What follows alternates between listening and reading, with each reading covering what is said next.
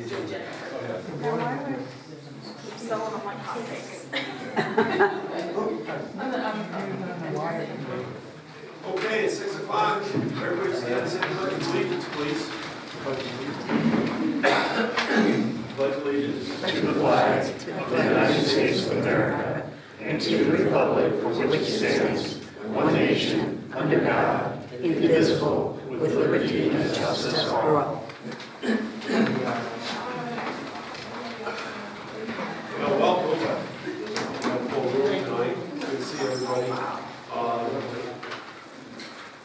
First thing we have on the agenda tonight, before we get into any other businesses, is we've got a public hearing to conduct. So we'll conduct that. Some of you may be here for that, some of you may not be. But the purpose of this public hearing is to hear the public comments on the extension of the sewer district number 5 for one property not currently connected to the town's wastewater treatment system, not currently in the district, which is located at 53 3rd Avenue. Does anyone wish to be heard on this issue involving this parcel and its inclusion in the sewer district? If not, then I have a resolution and public interest order concerning. You need to close the hearing.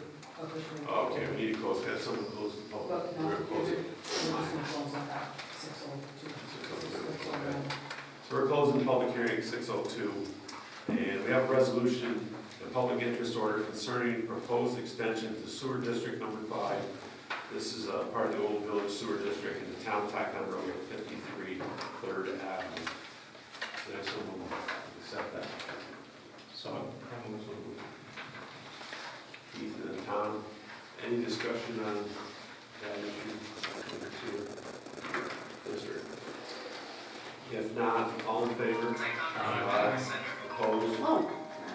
It carries. Okay, we're going to close the public hearing now, and we'll open up to public opening comments. If you have an opening comment, please come up, sit down, state name for the record for me, please. And I'm going to hold everybody for 3 minutes tonight. Accused of going over a little bit too far at times. I try to let people speak when I can, so tonight, because we have so much going on, I'm going to hold people to 3 minutes. When it gets to 2.5 minutes, I will say you're at 2.5 minutes, so you know you have another 30 seconds. Okay, fair enough? Does anybody wish to be heard? I do. Go ahead there, Joseph. Before you start the clock, I just want to say a little bit. This is awesome. This is something I want to talk about. I want you to know that I'm not here tonight to point fingers. I'm not here to be contentious. I'm trying to be respectful and polite. I empathize with your jobs. I know what it's like. I know you. I sat there for 6 years with this guy in my virtual. I got deputy for 8 years. It's not an easy job. So I just want you to know that. Yeah, thank you. That's not what I'm here. I appreciate that. Thank you for putting that on the record. With that, I'm going to hit the button. Okay. You're I on the button. want to talk about pilots. New York State laws, projects that are aligned with specific policies offer pilots. We all know what a pilot project is, and there are 3 outcomes of a pilot project in county. Fully tax exempt, which the school and the town didn't accept. They did, however, accept payment in lieu of taxes. They also have an option for an opt-out. We all knew that. I mentioned that last time I was here. The town of Ticonderoga has 7 energy projects. You're all aware of that? 7. Wow. Joe, what do we consider an energy project? It is a field, so we're talking Well, about. on the energy project, the pilots that you have 7 pilots here. You have 7 pilots in Ticonderoga. And I'll skip over some of the stuff to get to that part if you want to. But that's kind of an important part of this. Sure. Those projects are, name them for you if you like. There's Ticon Solar LLC, and I'll run this over and give you the town share of the pilot, okay? There's Ticon Solar LLC, their share of the pilot is $10,098.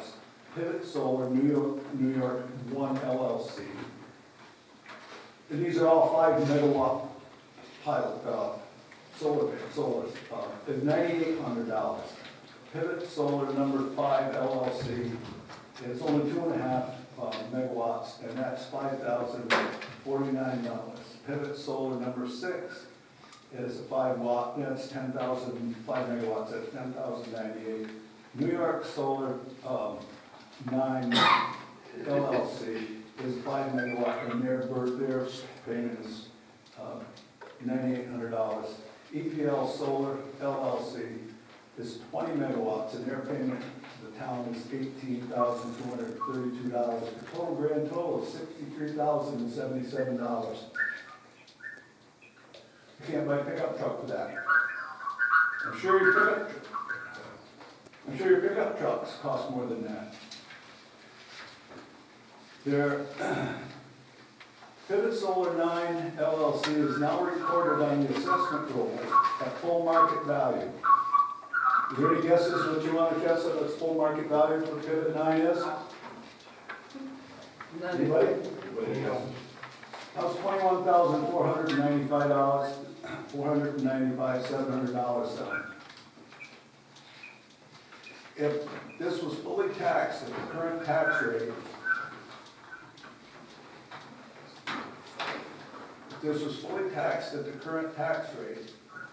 at is this correct? You correct me if I'm wrong, because I'm sure you folks know more about this than I do.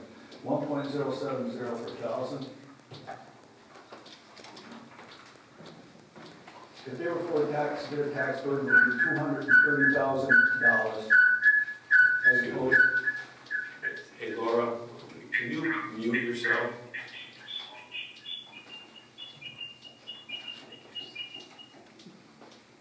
Thank you. Go ahead, Joe. Yeah, okay, 30 seconds. you got 30 seconds there. Okay, I'll give you 35 seconds. About 4 seconds. So, where I am with this is that fully tax exempt, that Solar 9 at $21,000 would have given, at $21,495,700 would have given the town $230,003. I urge you to think about fully opting out. I have a bunch of information here, and one of the things that's been thrown around here that kind of bothers me a little bit, and I'm going to try to get through this in time. Your time is running now, Joe. Fingers getting pointed at how this happened, you know, and where it came from. Well, I don't care where it came from. I want it fixed. It's got to be fixed. We can't go back and point fingers and blame this one and blame that one, well, it's your fault. That doesn't work. It's got to be fixed. Do we all agree about this? Yep. Okay. According to NYSERDA, in New York State, more than 125 school districts and over 300 counties, towns, and school districts have opted out on decisions. When Essex County approved the pilot agreements, Time has gone over 5 I'm going minutes. to finish. They How much were- time do you have? They were missing, well, you can take it off next month, how's that? Give me 6 minutes and I won't say anything next month. Okay, fair enough. They were misinformed by the Essex County IDA. Quote, there's hardly any communities in the state that have actually passed a law to opt out, so everybody is in, unquote. Essex County IDA, whoever within the town and the school negotiated this, was told, that's quote, and that's quote. I'll be back next month to finish this. No, you said you wouldn't be back next month. You said you What's wouldn't- that? You said you wouldn't be back You next just month. gave me 6 minutes, Joe. No, if you want to hand it in, it can go on the record. I'm gonna take 5 minutes off of your computer. Did you hear what you told I me? wanna. Did you hear what you If you want to said? hand it in, it'll go on This the is the record. first time we're I can't hear If you. you want to hand that in, it'll go in the record. As you read it. That's so, do you want it in the record? Don't hand it in. Don't hand it in. This guy here, he's been around forever. He's been here. Thanks, Joe. Good evening,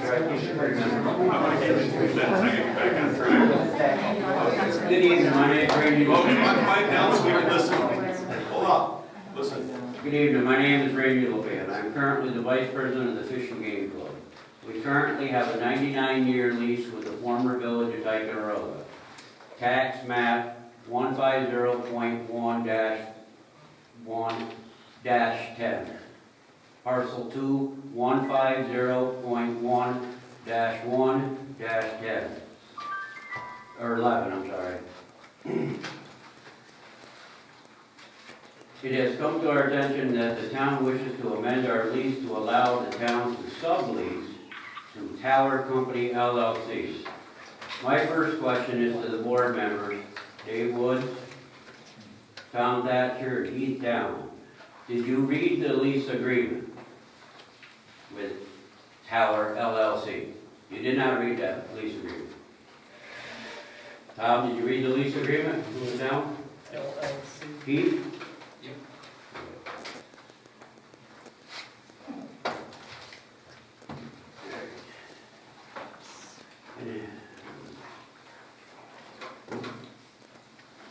So some of you didn't read the lease agreement, but it was, when it was proposed, you all said A, which I don't understand. And after 4 hours of watching through town board meetings, I can't find any discussion anywhere where any of the public was ever notified. Nobody contacted the Ticonderoga Fish and Game Club. All right. Next is a sublease legal? I'm asking you, Jim, is this legal? And if you can't answer that, could you ask that question to your lawyer? I can't, not maybe tonight, I will. I can. Can you tell me who drew up this lease agreement? I have no idea. I wasn't here when the lease was drawn. I understand that. Right. This lease agreement that you guys all signed gives this Tower LLC over parcel 150.110, our current driveway, parking house, and clubhouse. It just amazes me that everything that we've done, the community, for the community, is being thrown away. We lose everything. We absolutely, without a doubt, lose everything. We lose our parking, we lose our outside recreation. This lease agreement gives the Tower LLC complete control over that property, complete. Whether you guys want to read it again or not.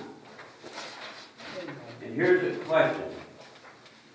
Not once in this lease agreement was Fish and Game Club ever mentioned. Not once. In this lease agreement, no wording to maintain Fish and Game Club roads or access. No mention to protect the property used for outdoor activities, ranges, barbecue, educational programs. No mention of protection of parking lots, facilities, and Tyco Fish and Game Club.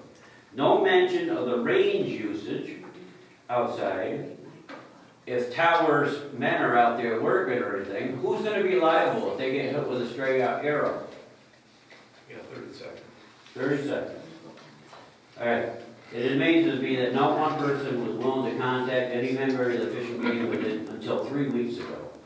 In closing, I would like to remind the board and the public of the contributions of the Fish and Game Club to our community. Hunters Ed training, bow hunters training, trappers training, New York State pistol certification, youth pheasant hunts, our affiliations with the Boy Scouts, and numerous others. Last night, the Fish and Game members voted no to the amended lease from the town. I leave it up to this board to decide which way they wish to proceed. Thank you for your time. Thank you.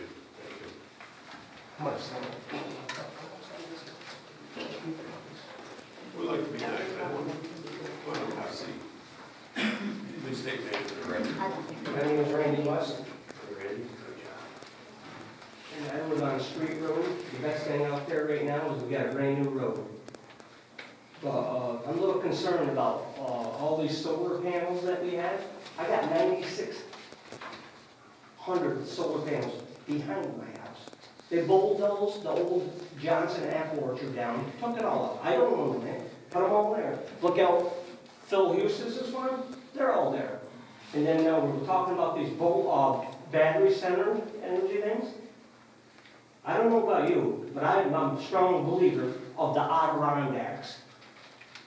Your future might not be as long as your grandkids, but if you want to put something poison in here, Fort Ty's history. We're not going to have nothing here. It's just going to be a dump ground. Solar panels, they only last 20 years. I've been researching them.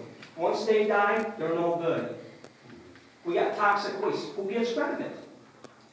You know? They said the Johnson Apple Orchard a long time ago, they closed it down because of pesticides. Maybe. So they bulldoze it and they brought more in. So basically, the battery center and all these solar panels all over the world, I don't care about in the world. They want them in New York City, that's fine. Up here in Adirondacks, we're supposed to protect it. You look at the Adirondack book. Teddy Roosevelt is the one that put the Adirondack. If you look at Teddy Roosevelt and read his stuff, how he turned Yellowstone Park in for natural, we ain't gonna have nothing out here. It's gonna affect the animals, it's gonna affect the people, it's gonna affect everybody. And if that battery center ever caught on fire, you know what the history is of it. It has happened. God forbid, I wouldn't want it. But if it happens, you got the nursing home down the road, you got Lord Howe State, you got the hospital. School. I mean, why would you want all that to happen? It's a nightmare that might happen. Don't say it can't, The because it research can. is done. I mean, I live up here, I've been here 30 years, but if it's gonna turn like this, my house is paid for. I probably won't get nothing for it, because I got solar farms all around. Who wants to buy that? Would you want to buy it? Would you want to buy it? I wouldn't buy that. I like fresh air, and it does affect the animals too. When they pull all that down, I swear to God, I had deer in my backyard. I got a couple deer. I don't shoot the deer. I put my deer camera on. We video them, me and my wife. It affects animals too, because you're taking their ground away from them. I'll just try and move out of town and die. Because there's no sense living here, because town of Ty had a lot of history, and we're taking it away. And we're taking it away from the kids. Yes, Very we are. good, Randy. Yes. Thank you, Randy. I'm Kathy Curtis.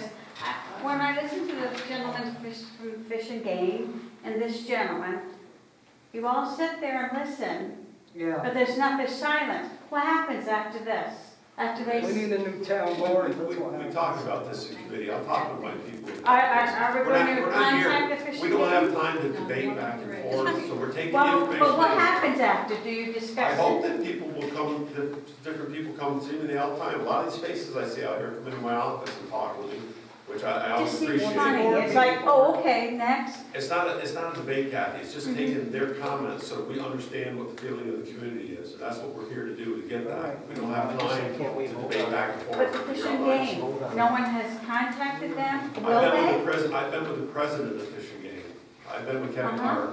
He's been in my office a number of times here. He's right, it's only been about the last month and a half he's been in my office. But he's been there, as well as others from the Fish and Game Club. But he's been the main one there, so. Well, it'd be nice if you just mentioned that, so all of us don't ask questions like Yeah. I just asked, because Well, it's like, I'm glad you asked the question, but that's why we sit here, sort of stone face and listen. That's what we're supposed to do. It's not that I don't care, we do care. But this isn't the time for us to debate back and forth. okay. So if you have a question, please come and see me. I always appreciate people coming in. You I wanna don't go? have a question, I just think it's despicable if we lose our fishing game club Oh, yes. over Yeah. some power crap. I think it's just Yep, absolutely absolutely, despicable. 100%. Listen, I'll say one thing about this. Nobody has told me we're gonna lose our fishing game club, okay? Nobody, not one person. I'm picking this up. I'm inheriting this as something that's been going on the last few years Got it in my right here. administration. Not one person has told me we're gonna lose. Have you read the lease agreement, Jim? I have not read it, but I know what they want to do with the tower. So I know that, I talked with Kevin about that. So I'm not gonna get into this debating it tonight. Nobody has said we're gonna lose fishing game. So please, hold that in check, let's find out what's happening. I heard what he had to say, I appreciate that, and we will look further into this. I know before this meeting, I put a call in with Kevin, I did not talk to him, but but I left him a message. He just stopped seeing me tomorrow, come and give me a call, so he will. He's very good about that. Well, where do we find out any information on this? Well, I I did did it president, for- I do this through your president. Did it go? I realize that.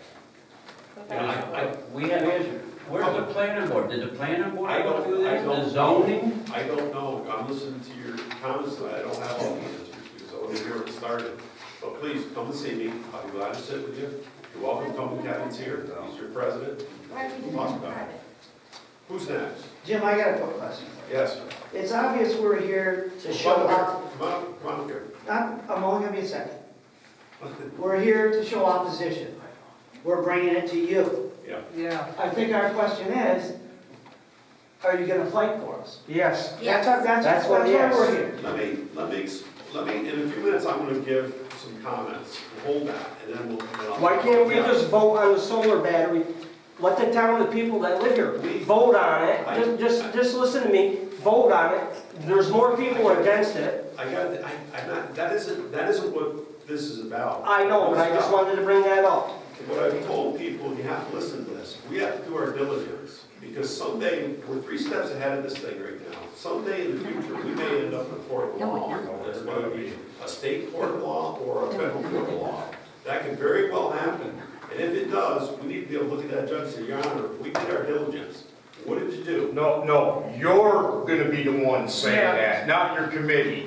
That's why you're sitting there, No, and no. that, no. You're gonna hear me out. I pay your salary. I don't care if you Understand give us salary or this. not, I'll give my salary up. I don't care. Understand this, okay?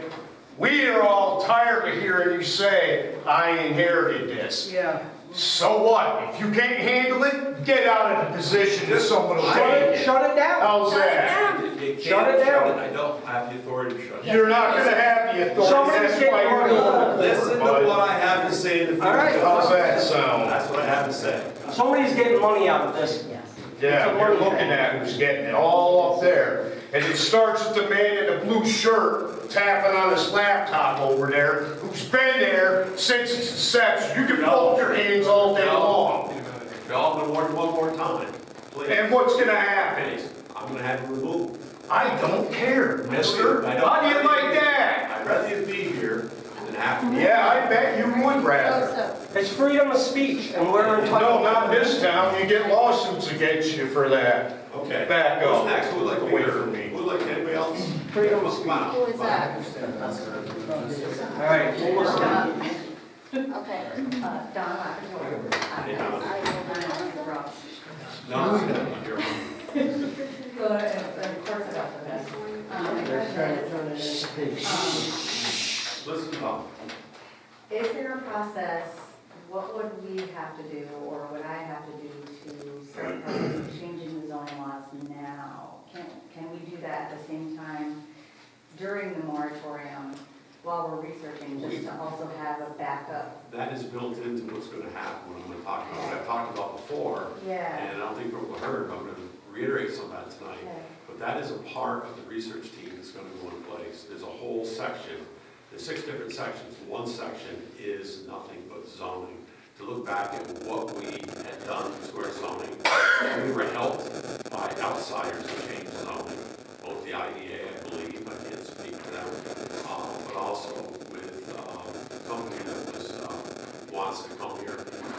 They worked together, Sarah worked on it, I know, so a group that worked on it. We are going back and we are going to look at why we did what we did in 2019. I don't know the answer to that yet. We will find out. And then, will we make changes? We very well may. But, I mean, that's what we gotta study. That's part of our study. Okay. And then, of course, I don't know, but the thought, like, the property that it's going to was turned down for like housing, and I don't know why, but what if we could flip-flop that? Is that a possible thing? Because I know the owner wanted. The APA, I guess what I was told, I don't know what the answer is, but I know the APA had said that they would not allow housing in that area. Why, I have no idea. But I don't know, I guess That'd be it's nice. possible. Instead. It is, it's possible. But that's what the study's about. So that's why we have the more reporting. So we go out there and we can do our diligence. So that we end up in a court of law, we can look at the judge and say, here's our diligence, here's what we did. We put this kind of time and effort into this. This is our decision as a town. We stand behind our decision. Nobody has said that's coming here, nobody said it's not coming here. We need to do our diligence, and then we will decide as a town, based upon the evidence that's presented, whether or not we accept or we deny it. Maybe possibly a vote at the end.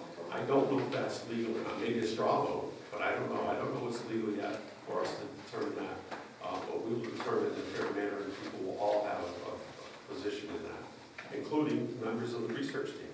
Yeah, it's a lot of nail biting between meetings. It You know, is. A lot of information swirls around, and it's, so I'm by gonna the tell time you we guys, get here. I'm it's gonna like- tell you flat out what I told my servant. I've been with him 3 times in 3 different meetings up in Tupper Lake.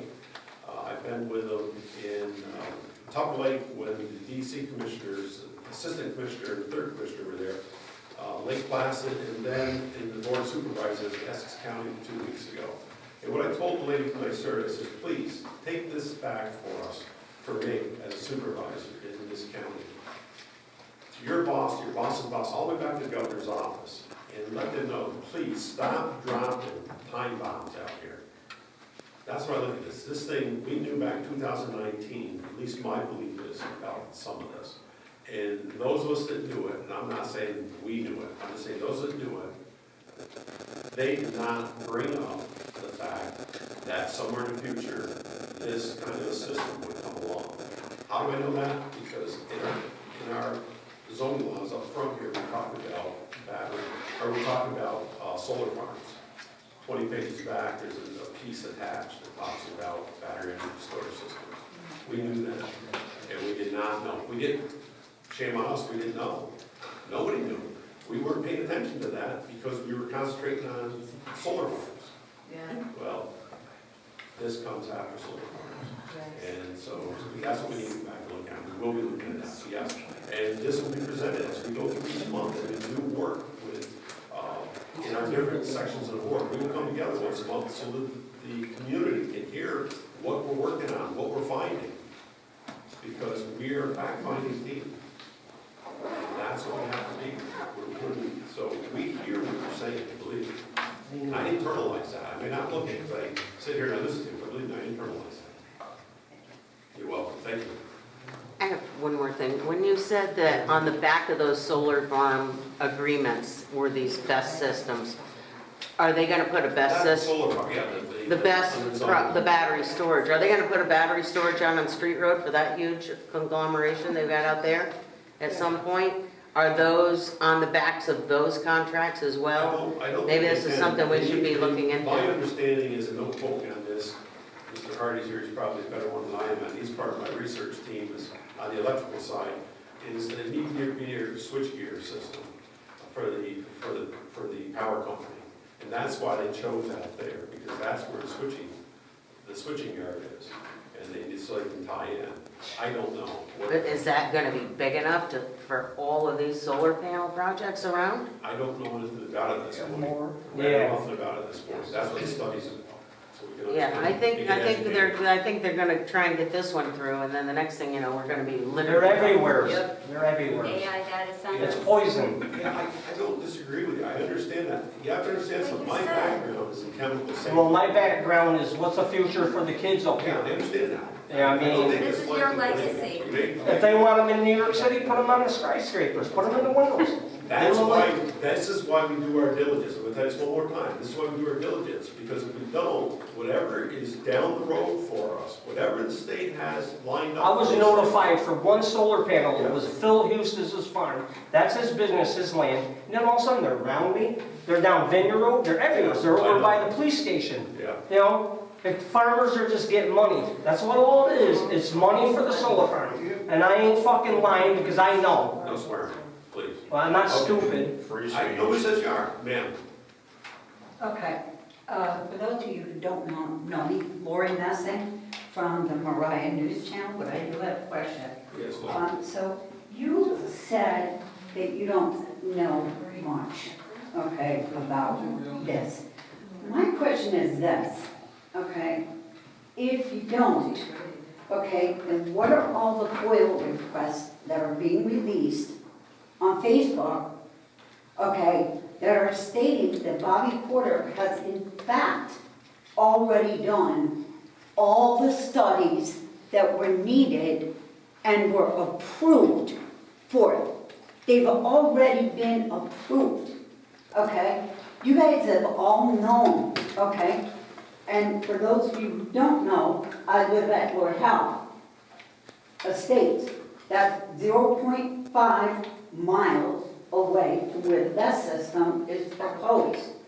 So there are many FOIL requests that indicate to me that the board members knew, and there's many that indicate to me that there had been meetings, okay, done one-on-one at Best Western, one-on-one over here, one-on-one over there, and the public is not being included. Yep. What's going on?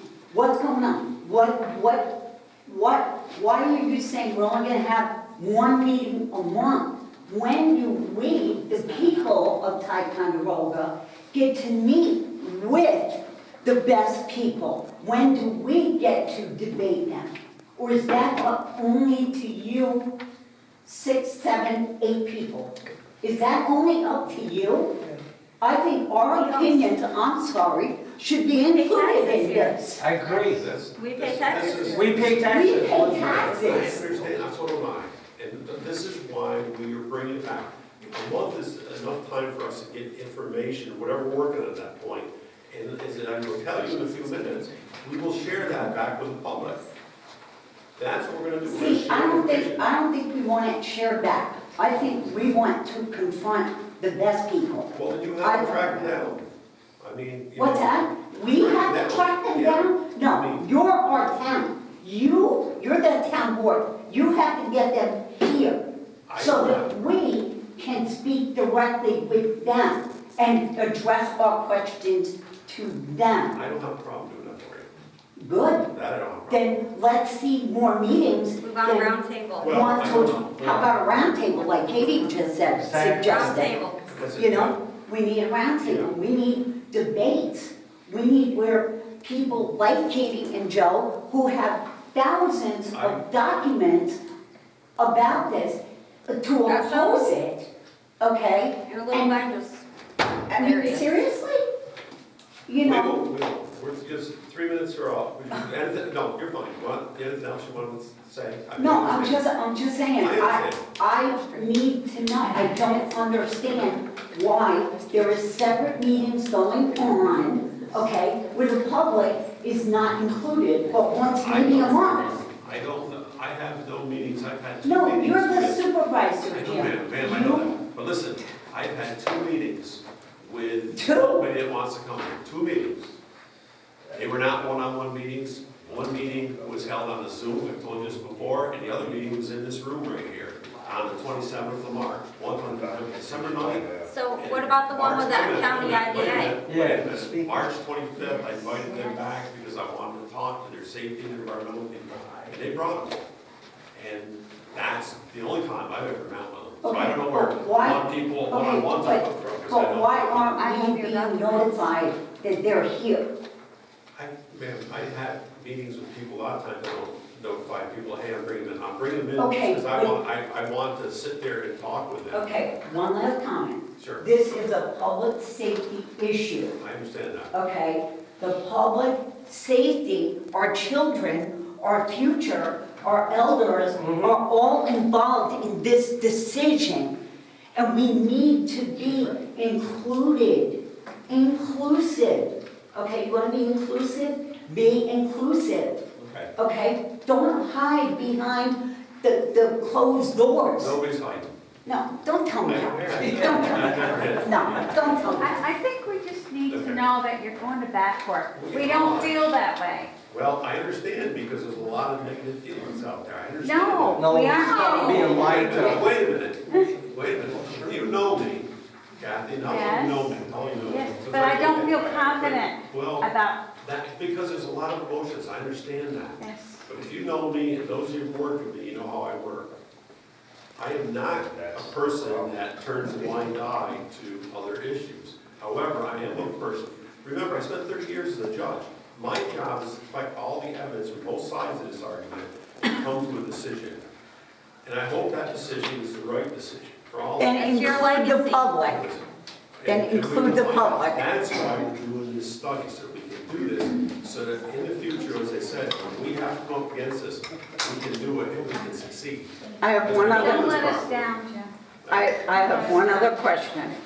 You got a committee, a brand-new committee. It is supposed to be doing all this research. Guess what? This man and this young lady has all the research you need. Okay? Well, Bryce was saying And that. opposing it. Yeah, I- Okay? So, Okay. and she's just dropped off your committee. So my next question is, why can we overturn this, or is it too late? I don't know. I don't know the Don't answer. tell, You don't know? Come you on. don't The know? answer to that. I don't know. There's a Yeah. legal aspect to this, remember, there's a legal aspect. Do you want to protect the children in this town or I not? do. It's your But I'll tell you legacy. something, I don't. I think it's already done, really. I Yeah, think it is. it's done already.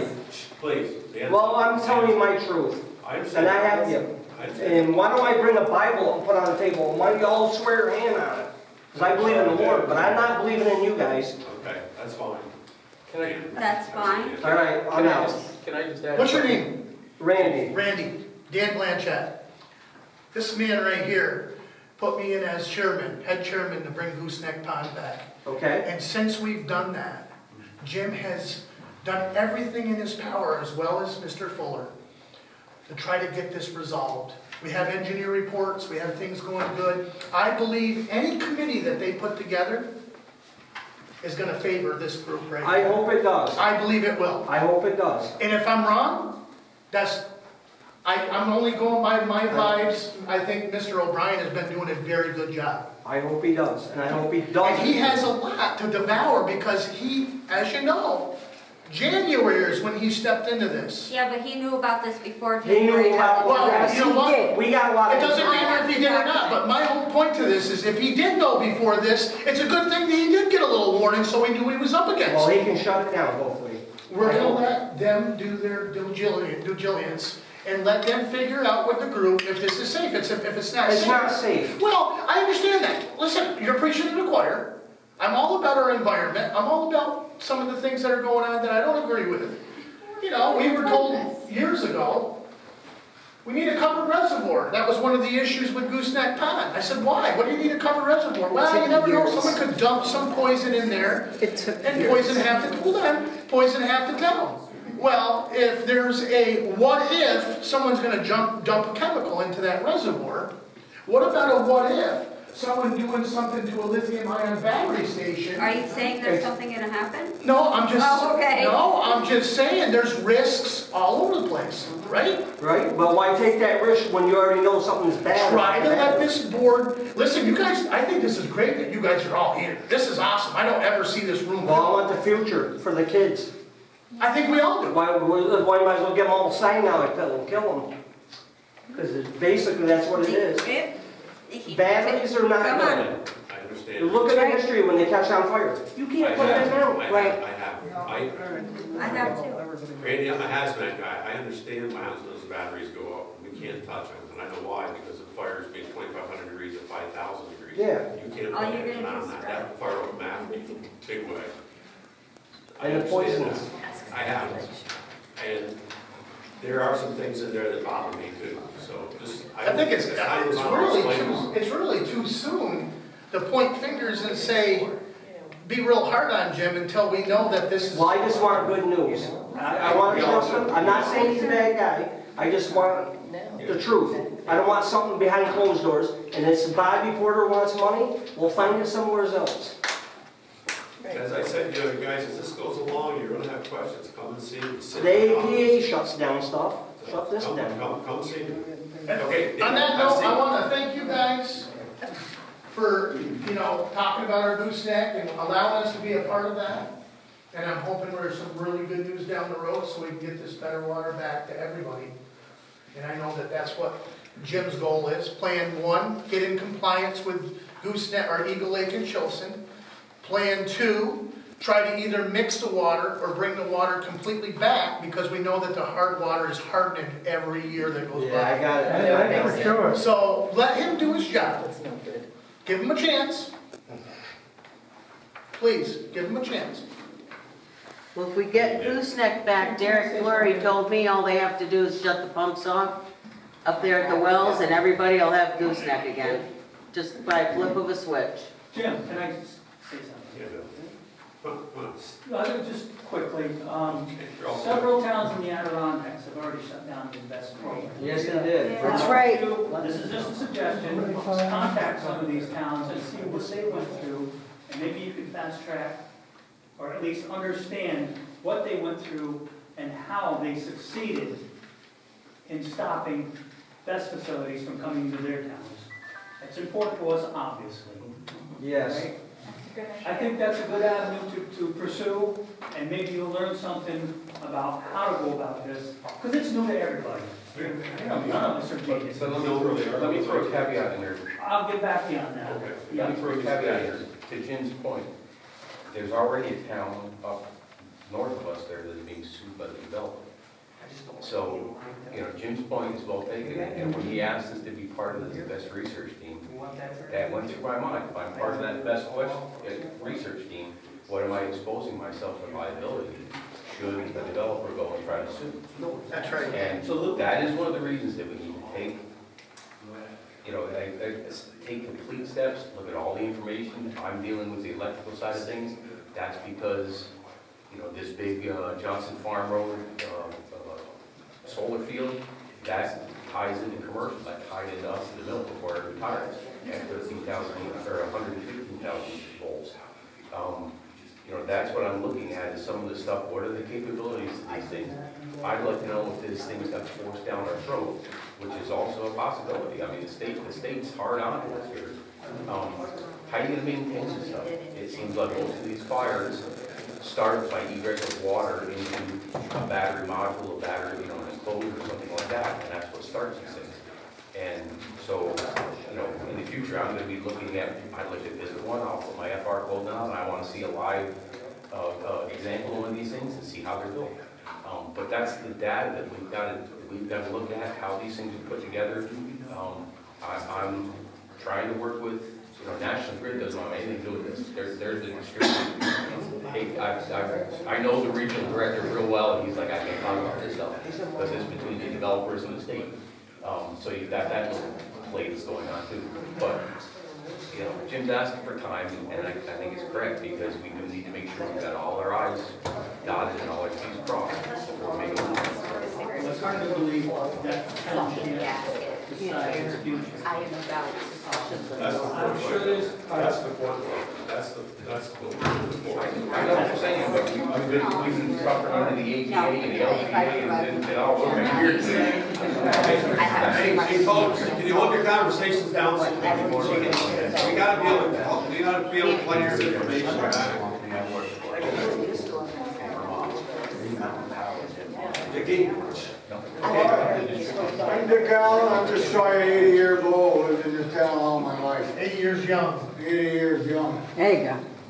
This fella here talks about these towns defeating these best plans. The state's doing just what they want. It's called conquer and divide.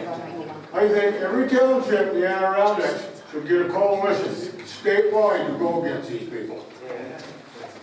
You'd have a lot more power than a town board. And I think what's coming, I think there's a lot more coming down the road than there is here, like data centers. God only knows when they're gonna come. But I think that stuff's gonna get thrown at us. It's gonna take a tough town. It's gonna take a tough town board. You gotta start saying no. Because our old town boards haven't done that. And we can start right here now. Say no. When these guys come, hey, we got something for you. You want just, we're not interested in that unless it's good for the people.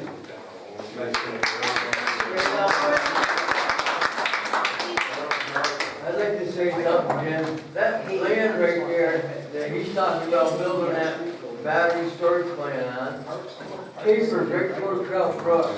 That goes into the Lachute River. which goes into Lake Champlain, which Vermont is gonna be on our case big time. They are, cause that Lake Champlain borders most of Vermont. That's one of the concerns, Harold, is, where will outfall go. You're absolutely correct. I have something to say, Jim. Yes, ma'am. These binders right here are full of information that I filed from the town. I have research on your little vest, your little binder, 1 inch thick, is nothing compared to this. What I found in here is pilots. I made conversations with you, between you, Mark Wright, and Laura, or Jody Alpha. I have it on email. Tanya gave it to me. I foiled it. Don't sit here and lie to us. Don't sit here and lie to us. Jim, I've had it.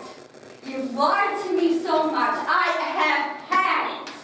I take your lies and your bullshit that you said out here in the park, right out here in this parking lot, told me you needed somebody to oppose this because everybody on your committee is for it.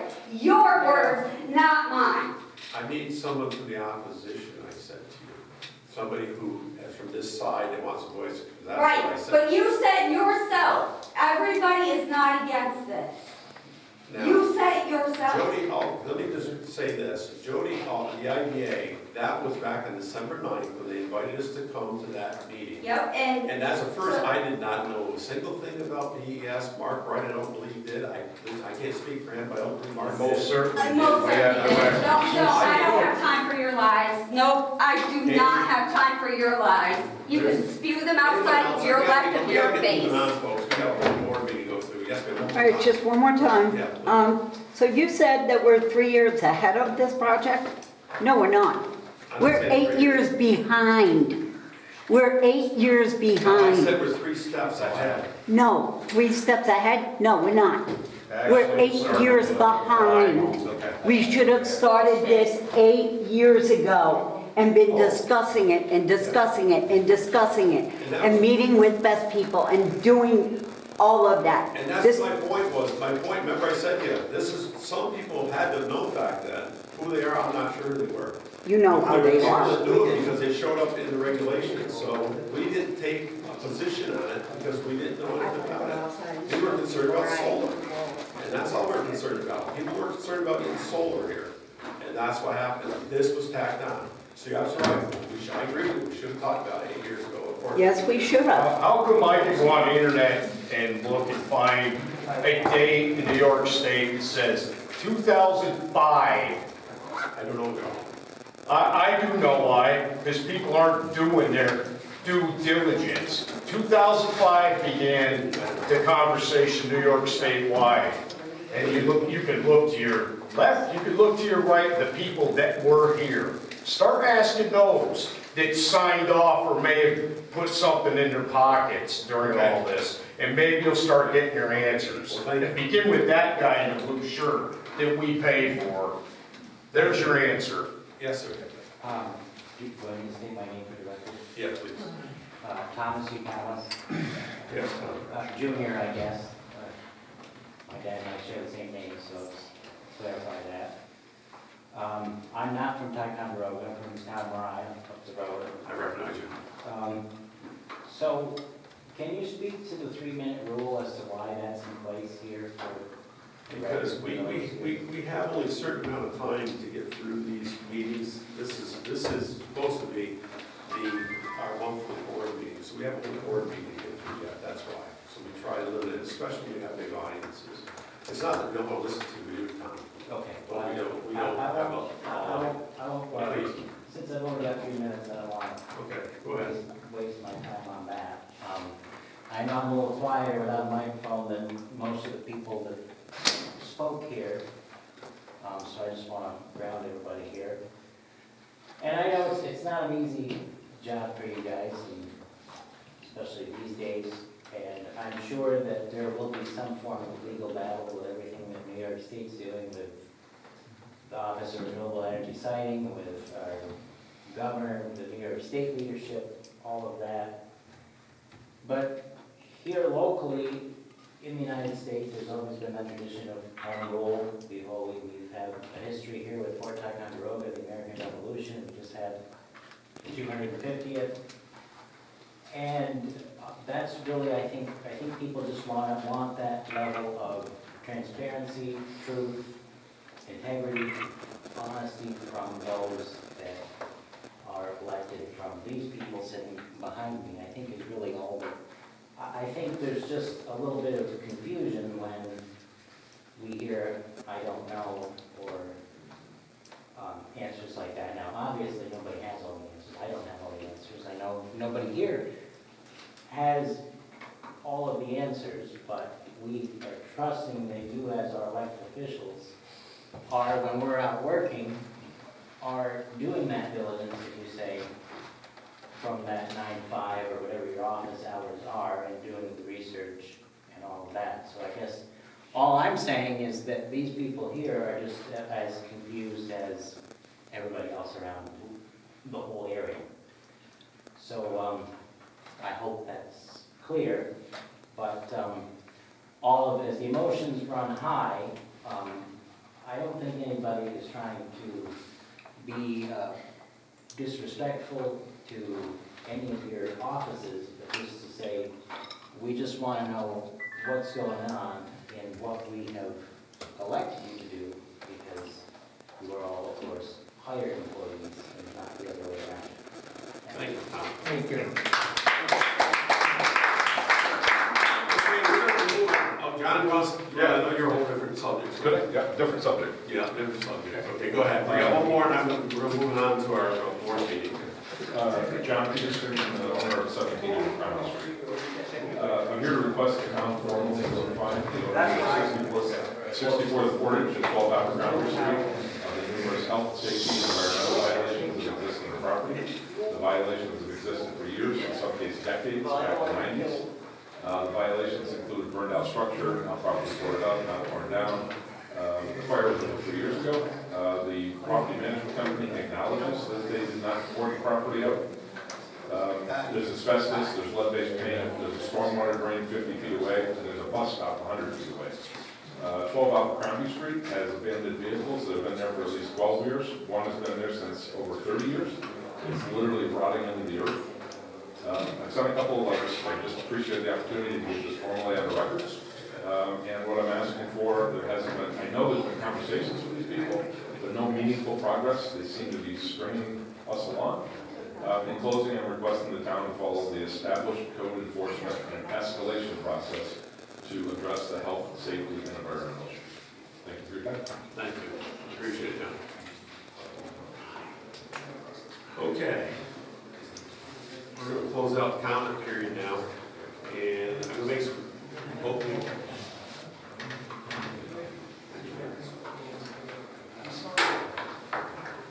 And I'm going to make some opening comments. Some of what I said I would do. So I'd like to provide an update on Gooseneck Pond. Next Tuesday evening, as Dan said a few minutes ago, members of the Gooseneck Pond task team will be meeting with Greg Schwartz. Greg's a professional engineer with Suzo Doty and Associates, who are an engineering firm out of Bolton Landing, New York, that does work up here in this part of the state and work for the town of Ticonderoga. And they're here to discuss developing an updated map plan and report, what we call NPR, for the Gooseneck Water Project. The NPR will assist in determining the feasibility of utilizing Gooseneck Pond as a water source. It will be a critical part of our presentation to the New York State Department of Health, the United States EPA, the Environmental Protection Agency, and also the federal court, who have jurisdiction over part of this Gooseneck Pond.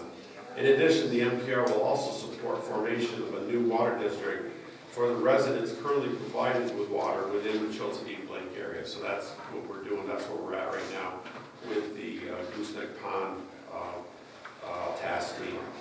Regarding battery energy storage systems, a research team has been formed to conduct research and gather facts on how BES operate, any new technologies, where they may be sited, and the potential risks they pose to public safety and environmental health.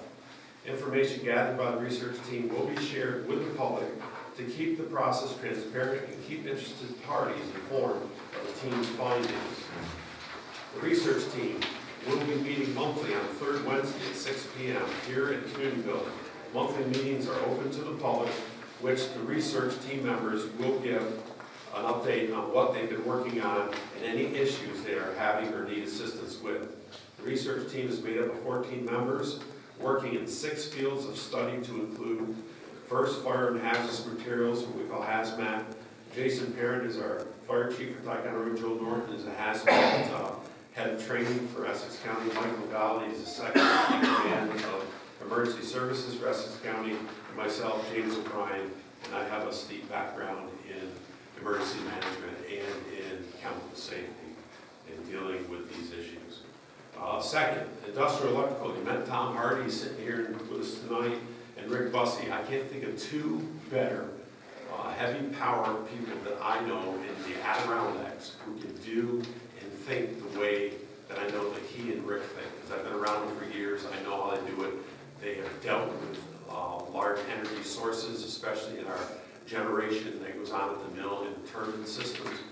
They know heavy power. And so they're here is our industrial and electrical people. Sciences. Ray Francis is a chemistry teacher, very good chemistry teacher at the high school, as is Jenny Itorino, who is a very good biology. So what is the chemistry? What do we need to know about the chemistry of this whole system? What do we need to know about the biology? And not just the biology, but the biology that's out there, as Harold said, along that Trout Brook area. It goes down into the waters, and then the waters can take things away. So we need to understand more about how we affect the biologies of the area. Medical. Laura Best, who sits beside me on the board and here is an RN, is going to be working on the medical side of this, along with Dr. Glenn Chapman, who we know and spoke when we had time at the high school several weeks ago. In the government, and this is someone had asked, why don't we go back and look at, Don actually asked, when don't we go back and look at the planning. 3 members of the planning board, Doug McTier, Mike Powers, and Tom Jebb, will be working to come to understand what we did, why we did it, and whether or not there are things that we think that we need to do differently. I don't know what the answer to that is. I'm just saying those are the types of things we'll be asking of ourselves. We'll be asking for help from our legal counsel.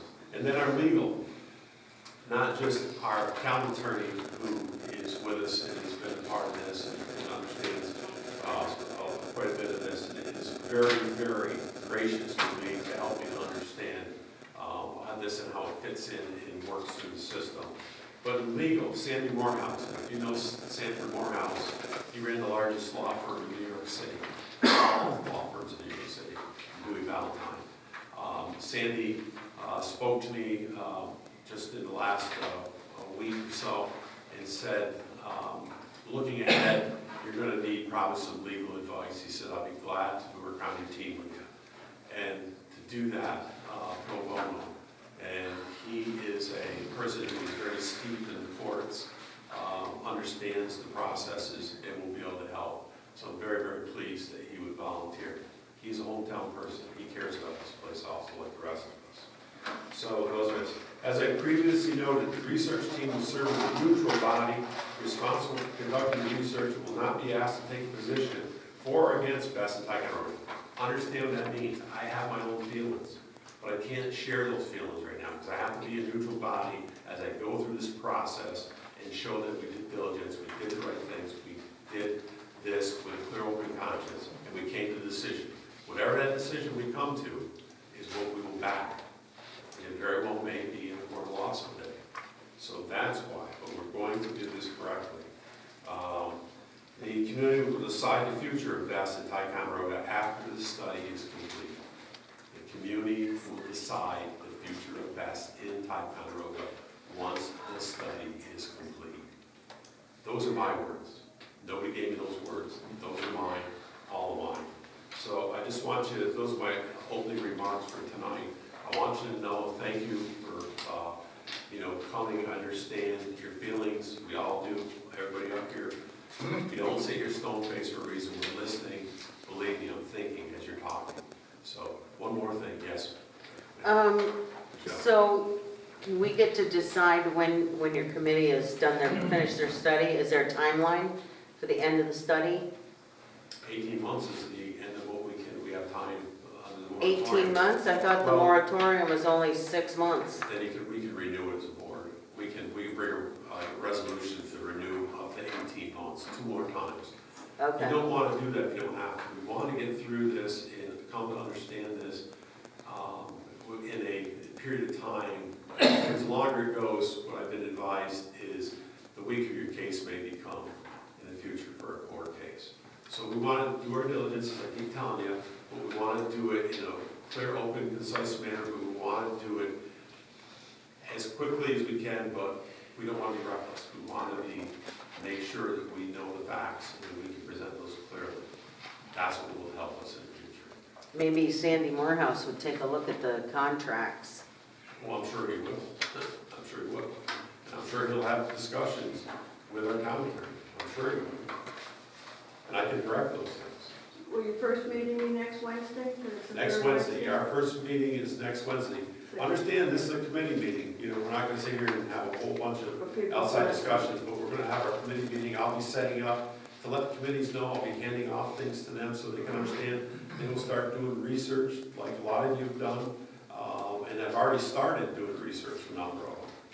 If people don't come to the meeting, how will they find out about this? It'll be on it'll be on our website for now.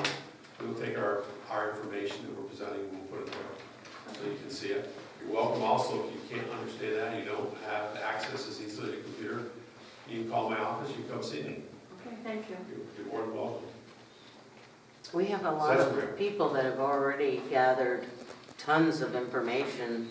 If, you know, maybe they could offer that information to some of the Actually, people. that's it, I you mean, know, there's we're been a going lot of through- research done. It could be, yeah, absolutely.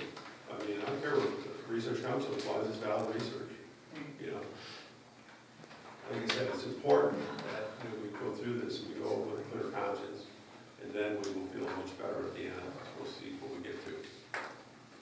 So, please, stand by. I understand there's a lot of motion to this. We will deal with this, we'll try to be as open as we can. I apologize, I don't mean to shout at people. I don't want you to think we're not caring, we are. But we've got a long ways to go to get this. We gotta get through it. So thank you. If you'd like to stay, you're welcome to stay for the board meeting. That's my opening for the board tonight. Now we're going to committee reports. Our first committee is the airport committee. That's your committee. Missed a meeting on Tuesday, so I don't know the results of that meeting. But I know we're looking at I do. I follow. Folks, we're going to talk. Folks, go ahead. Okay, come on out. We're going to talk outside. How you doing, Bill? Where's it been?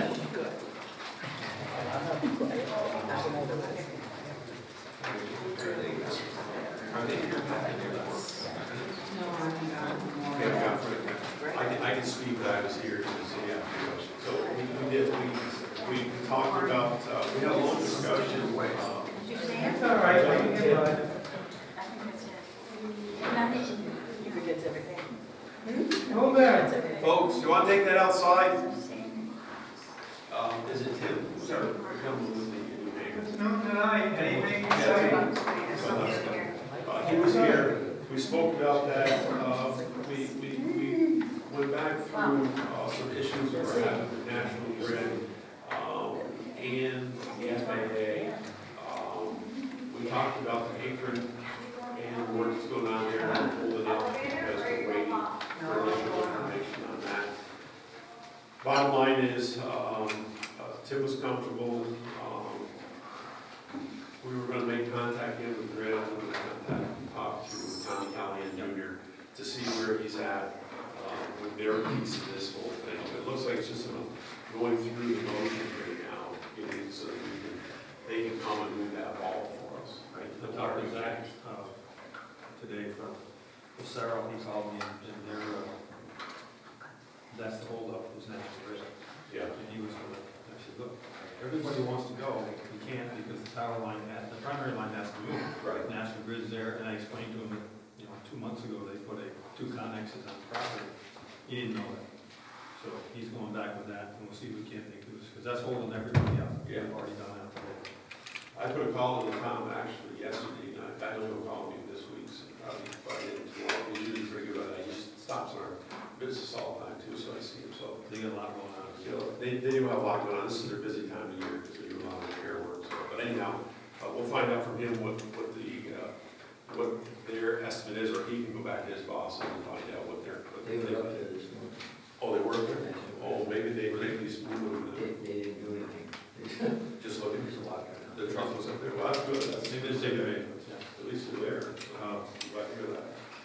I know you talked about flying, next year's flying. The flying is scheduled for Saturday in June. That's the local, so the 27th. In talking to Zach today, we have been approved for the next project from the FAA, and they've already announced that project will go through for the building. Schumer gave us two the other day, but the survey for the lighting project, that's going to start on the 20th. So we're going to have to close the airport for 3 or 4 days. So I'm getting everything out to the committee, because they're the ones that can close the airport, take care of it, so they know. I'm trying to get Alan Desmore on the 20th here. That's a survey. That was a survey. Yeah. But that survey will give us all the lights and all that, so they can start that project, along with the, and they also got funding for the vault moving project. So Yeah. we basically have 3 projects. The apron project, right now, that we approved and let out, we just wait for National Grid to get out of the way, and the other 2 are going to start, so that's a good thing for airport moving ahead. Good. We also had a discussion, as we have earlier this year, on the tree removal at the north end of the runway because of the FAA's request for line of sight. We don't want to lose our nighttime variance for that. So I know that Chris knows it, Chris Dostie, no manager knows it. When I see him here shortly, I'll ask him where they're at to make sure we have a plan. I know he does. Yeah, they can't For start this fall. until the 15th October. Yeah, for this fall. So the bats go away, we'll get in there and get what we need to do now, and show it to the overlay. So I'll open up at nighttime. Yeah, coach, yeah, on the bars. Okay, thank you, Tom. Yep. We have 2 resolutions. First resolution is authorizing town supervisor to enter into a signed agreement with the United States Army Corps of Engineers, allowing the Army Corps of Engineers to enter upon the town of Ticonderoga Airport for a right of entry. They're coming out to do a study of wetlands, is what they've got to do. So that's what they are. So can I have somebody move that? I'm over. And second, I'll second. any discussion, anybody have any questions, want me to answer about that? If not, all in favor? Aye. Opposed? It's carried. The second resolution authorizing the town supervisor to execute the agent authorization for the Zero Associates to act as our agent for the airport apron expansion project. So they're going to be our agents watching over that process. We're very happy to have Zero there. So, I'll move that, and I'll comment, they did the last project, did an excellent job. good. Yeah. Yeah, they seem to be right there on top. Second, Second. any discussion, any questions? All in favor? Aye. Aye. Opposed? Carried. Building and grounds, Dave? Okay, excuse me, we've been on the 16th. We were discussing the Alfonso report. We're going to do that yearly on all the town buildings. They need to be kept up. Discussions on repairs of the toilet and the furnaces, and repairs on all those, and painting on the 88 building. And the ladder and the fire escape is, somebody stole that. That's it. We met, you may want to mention, we met a couple weeks ago, tomorrow at the EDA building, a bunch of us, to look at excavating work to help improve that water drainage along that. So that's, Dave's been leading that. Terry Smith and a group down there have been a part of that. Gil has been also a part of that. Alan told me yesterday he's going to do the gradients. So Alan Desmore's going to help us with that too. That's nice. We got to do the topo. Good, good. So then we'll talk to Shirley about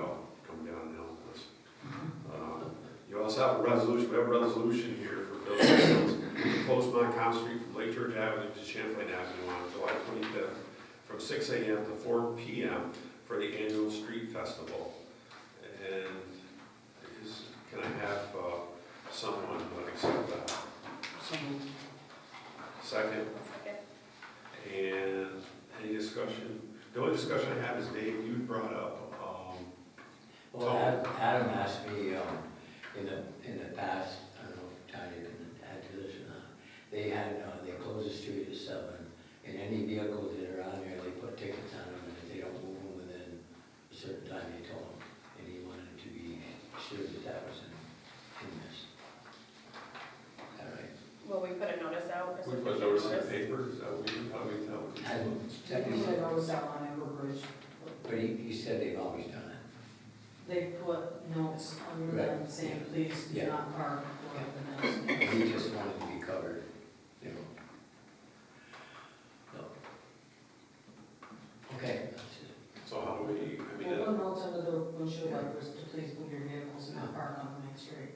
That's So what they'll we get do. ticketed. That's what they do, usually your TMSE. will we do that morning? It's not till the 20th. TMSE usually takes care of that too, I believe.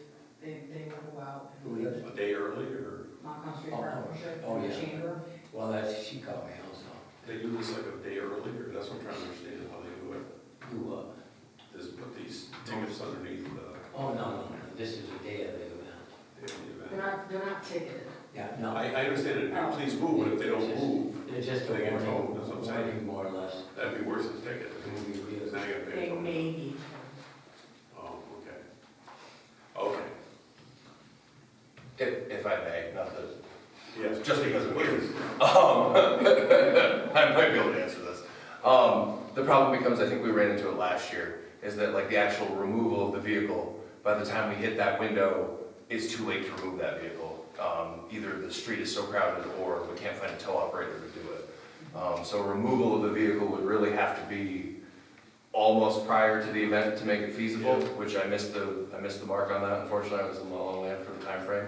But if you're at like a 9 a.m. shutdown, you're really at the risk of having to, if a vehicle truly needs to be removed, it would have to be removed before the event. I think what we ended up last year was like overnight, we did the little, like we do in the winter time, put the warning, hey, your vehicle needs to be moved by 7 a.m., whatever the time frame was. And then anything beyond whatever that time frame was, then we would put a ticket. And then, like I said, the tow is really, I don't want to say we're hesitant, but we obviously try not to remove somebody's vehicle for a whole litany of reasons. I'm glad you were here, that's why Adam wanted me to. Yeah. You did it better than me. How many do you usually have? A couple or? I think last year it was like 3 to 5. They're just people Quite a who. few, Yeah, I mean, luckily, I think most of them got moved. They're either people that just happen to be on the street or residents that live in those apartments that just don't come out for a day or two. We do our best to like run the registrations, and if their address is correct, we'll just go knock on the door, and that usually solves it. I want to say last year there was like one that ended up having to like stay there, and then it creates an issue because if they want to leave in the middle of the event, I think that was like the big thing, is like somebody tried to leave while things were already set up, and that turns into a level of wonkiness that nobody wants. So whatever, I mean, ultimately we'll do whatever, whatever you think is reasonable or feasible. I mean, the ticketing was, one of those, obviously, they didn't listen, and then if they're in if they were in a spot that needed to be, I don't know, if there's like a set booth that was like, this has to be here, then that would be something that we'd have to address with a removal prior to the event, if we can't track them down. Okay, thank you. Thanks for the explanation. Okay, so that is the one issue. Any other issues that we're thinking? Well, then, all in favor? Aye. Opposed? That carries. Parks, Recs, is Laura, the library. We met on June 16th. We talked about some Little League updates. Unfortunately, we did not get the pavilion grant. I did submit the grant for the playground. We won't get the results of that until August, but in speaking with members of Little League, if we don't get the playground grant, they really want to focus on potentially getting the pavilion in place. So more to come with that on fundraising and maybe other grant opportunities. We did talk about the pickleball courts. They are complete and open for use every Monday at 5:30. There are some volunteers that are providing free pickleball lessons. Patty did state that there were a lot of donations provided to complete that project, a little bit different from what we understand now. We will talk about that, I guess, another time. I won't see that in the next year. Dave Woods is currently working on repairing the fencing, so thank you for that. Joyce Cooper also wanted to make sure that we thanked Nicole Justice Green, Dave Woods, and herself for completing the project. Absolutely. There were some 4th of July discussions that day as well. The committee raised a lot of concerns as to why the 4th of July committee wasn't present to give us any updates or provide any information. There was a lot of questions that Nancy and Joyce both had about vehicles driving across the trail. They were worried about damage. I didn't have any answers for them. So the committee would like to propose that anything that has to do with the park, any events, they present to us. And this is, I'm not saying just Best Fourth of the North or anything, any feature. They were questioning, the vehicles driving on and off the trail there in the park. They said it could cause a lot of damage, cost a lot of money to repair. I haven't been down there, so I don't know if there has been any damage, but they are requesting that anybody doing anything in the park come to the Parks and Recs Committee in the future. So some members were going to try to be here tonight to speak on it, but they didn't come back. I just wanted to bring that to everybody's attention for the future. I do have a resolution to accept Tegan Manessa's resignation to lifeguard. Second? Who what? Who moved? Jim. Jim did? No, he didn't. I heard it from over Yeah, there. we two was pumped. That's why I said who first, I don't first care. that. Give Heath number one. I was gonna say, Tom and Jim, something. I usually don't speak up, so. Well, you can. I know I can. That's why I think that's Who seconded? I didn't. All in favor? Aye. Opposed? All right. Okay, and then I have a resolution to increase the hourly wage by $1 for all lifeguards for the 2026 season. Second. Any discussion? What does that pay up to? I can share Yeah, with you. Normally, I call surrounding towns to see what their starting wages for their lifeguards. And this year, we were above them because there is such a hard time finding lifeguards these days. In the mix of hiring ours and setting their rate, a couple of towns around us raised theirs because they could not find guards, so now we need them. I talked with the finance department, and we did the numbers, and this year, we can cover the $1 an hour, and I will be going over budget, not over budget for the $1 an hour, but when we have budget costs. We're bringing that back up to raise that rate again, but they're bringing up to $18.64 for regular lifeguards, which is, that, to me, that's still too low, but we will talk about that in the budget time. Right now, I would like for the board to consider to do the $1 more an hour. We've already lost one lifeguard, as you just saw. Do we have enough lifeguards? Do you have any?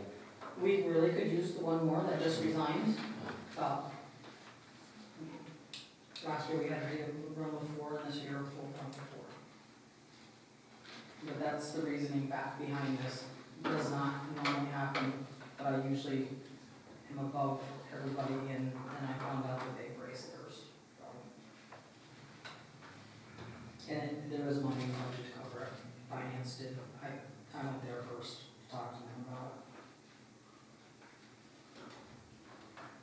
it. Any discussion? All in favor? Aye. Opposed? And then I have a resolution to appoint Ann McDonald to the Black Watch Memorial Library Board. I'll second that. Any discussion? All in No, I favor?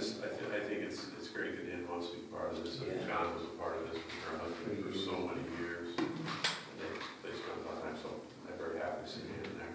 So, yeah, that's the comment I have. Well, All in favor? Aye. Opposed?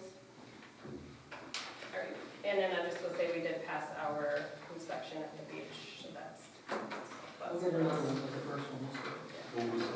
Tell me about the inspection of these classes. So they inspect our ropes to make sure that our buoys are like exactly 18 inches apart through the whole line.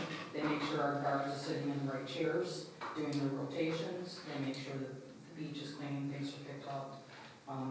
We have a binder up there that has to contain specific things, our beach safety plan, all of our lifeguard certifications, their job duties for the day, and they grade us on that also, which was complete, so we got good pass on that. And it's good, because usually they'll find at least one thing to get us on.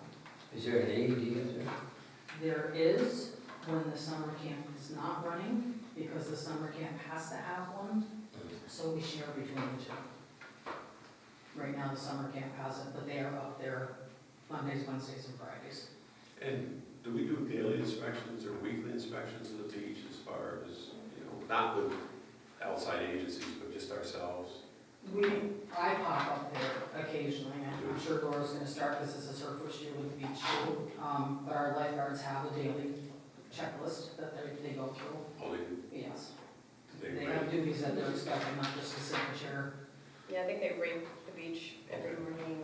The beach opens at 10, they get there at 9:30, they have a list of duties that they have to do and checks that they have to do before they open the beach at 10 o'clock. But we can discuss that. Oh, wait, I got, up to the committee, we got issues that we've got a committee to listen to. One more thing that the committee did mention too was there's still a lot of gray area of what buildings and grounds is covering and what Parks and Rec is covering, because we did have discussion about, Evan and I brought a good, possibility for the ice rink to be able to use it all season. But when we're talking about it, buildings and grounds has been caring for the ice rink, so we really do need a clear cut of what does Parks and Rec do, what is buildings and grounds doing? Because even on this agenda, it's showing the cemetery under buildings and grounds, but it's also under Parks and Recreation, so there's just still a really big gray I area think that it we're was not really mostly sure. Parks and Rec. Okay, something to take off, I can take off that, I can write a little something this way, so clear it up a little bit more, so if you have any ideas, the things you've seen, now you guys have been here, and together, let me know, we can do that. Anything else, Laura? That is it. Okay, economic development, Unfortunately, we didn't have a committee due to lack of a quorum. yeah, We didn't have a meeting due to that. we are starting back up, this 15th, I think, on July 15th, I think is our next meeting, as I recall. Yes. Yeah, and starting up, and we have, hopefully we'll have a quorum, because we've got some things we want to look at as part of this. What are we when Tycon Road is 50 years older than it is now? What will it look like? So we're going to be working on some things. We got some really good suggestions that have come in that will help to attract people from outside the area down into this part of the town. And so, and not for a lot of money either. So we're going to be exploring those things, and I won't give up what they are right now. There's some for the committee to discuss, and then we'll bring it back to the board. But we are starting to ramp up economic development again. Highway transfer station, Dave Woods. Excuse me, we met on the 30th. There's just a few things we discussed, the crosswalk on Alexandria Avenue, it needs repainting, and that is a county road, so we called Jim Dugan, and he's gonna come down and take care of that. The sidewalks are all done, Sal's gonna start Schuyler Street, repaving Schuyler Street, and that was about it. Oh, we did discuss the speed limit on 9N again, but we had discussed every month, so just, I there's nothing. well, Skyler Street, I still see a section of sidewalk that's never been replaced over there. Is there a reason that's not being replaced? Because they haven't been back in time. When the concrete people come back, they're up in Lake Thomas doing a bridge. Yeah. So, and I hear, they will when they come back, they'll cut it down. 'Cause they already. But even though we've done the paving. Did she pay for it? Did she come, that person come through to pay for Oh, it? that's one thing. There's one whole section over there, or across from Bob O'Neill's old house, that is the old cement. They didn't take it out. I don't know why, if it's because it's holding the retainer wall back or what, but I have asked 3 or 4 times and they told me, no, it's gonna be taken care of. Well, that's Matt Watson's mother. And I went over there and I told them to narrow the sidewalk down if the retaining wall was a problem, just to come in the sidewalk a little bit so they didn't have to get into it. And then I thought they did. I go back over and look at, there's a section that isn't done, it's about, I bet you it's probably 50, 60 feet long. Because I went down twice, and so I was okay. Okay, I know where they, showed. Well, no, when they come back down, I'll take care of it. And the other part, when Jim Newton comes down, I asked him to put in the lines at Baldwin, Alexandria, and Lord Howe. And he said he would take care of that. He did, huh? Good. He told me no. He does not need to put them there. Yeah, I told him I want him there. He's gonna put him there. His guys are gonna put him there. They need to be there, so people realize there's a stop point. Because even I run over that stop point and say, oh, I'm over. Do you hear that? Yeah. No, what? That's my saying. Okay, Some anything else, Dave? public safety, we did talk about the crosswalks at the school. So I just said. Is that where you're talking, the one you're talking about, the county's gonna do it? or- No, that's not the one where you mentioned out by the cemetery. Yes, Yeah, okay. the crosswalks at the school, I remember, anybody mentioned it. Over by the elementary school, I brought Right. up that the Right. cars were just flying through that. Yeah, That's that's the the one you're same, talking yeah. about, okay. Yeah, that is an hazard there, that's bad. Yeah, and there's 2, there's one by the cemetery, there's one up closer to the school. Okay. Public safety. Resolution. We Oh, got, we got a resolution. highway. You got one resolution. Go ahead. Oh. Great. Okay, resolution to accept the name of Knox Way on Private Road at 130 the Portage. This is those 4 new houses that are going in for the land bank. Oh, for the land bank up at Yeah, that. up there, just above. Good. I'll move that. Is there a project already? Is there a plan already? Yes. So, okay, so like, it's definitely going in and we're changing Yes. the road? We are not changing that. This is per the county because of the way that that lot is going to be situated. They have to name the road. And they're naming it Knox Road. It is not a town road. It will be a private drive, private road. We are not going to maintain it. It is theirs, but they have to name it. I believe it's per 911 address. Oh. Because there's going to be 4 houses on the one lot. It has to have a road name. And then if it doesn't go through, does that affect It's us gone in any anyway, way? it's been Okay. through the planning board, it's all been permitted. Last Thursday, they got their final. So, second. All in favor? Aye. Any discussion? The only discussion I have is, I voiced my concern, I have 2 to the land bank, this is a parcel of land, and they do have the setbacks for the placement of the 4 modulars, I think, that's why it's called modular homes going in. Geez, it just seems to me like that's a lot for that lot.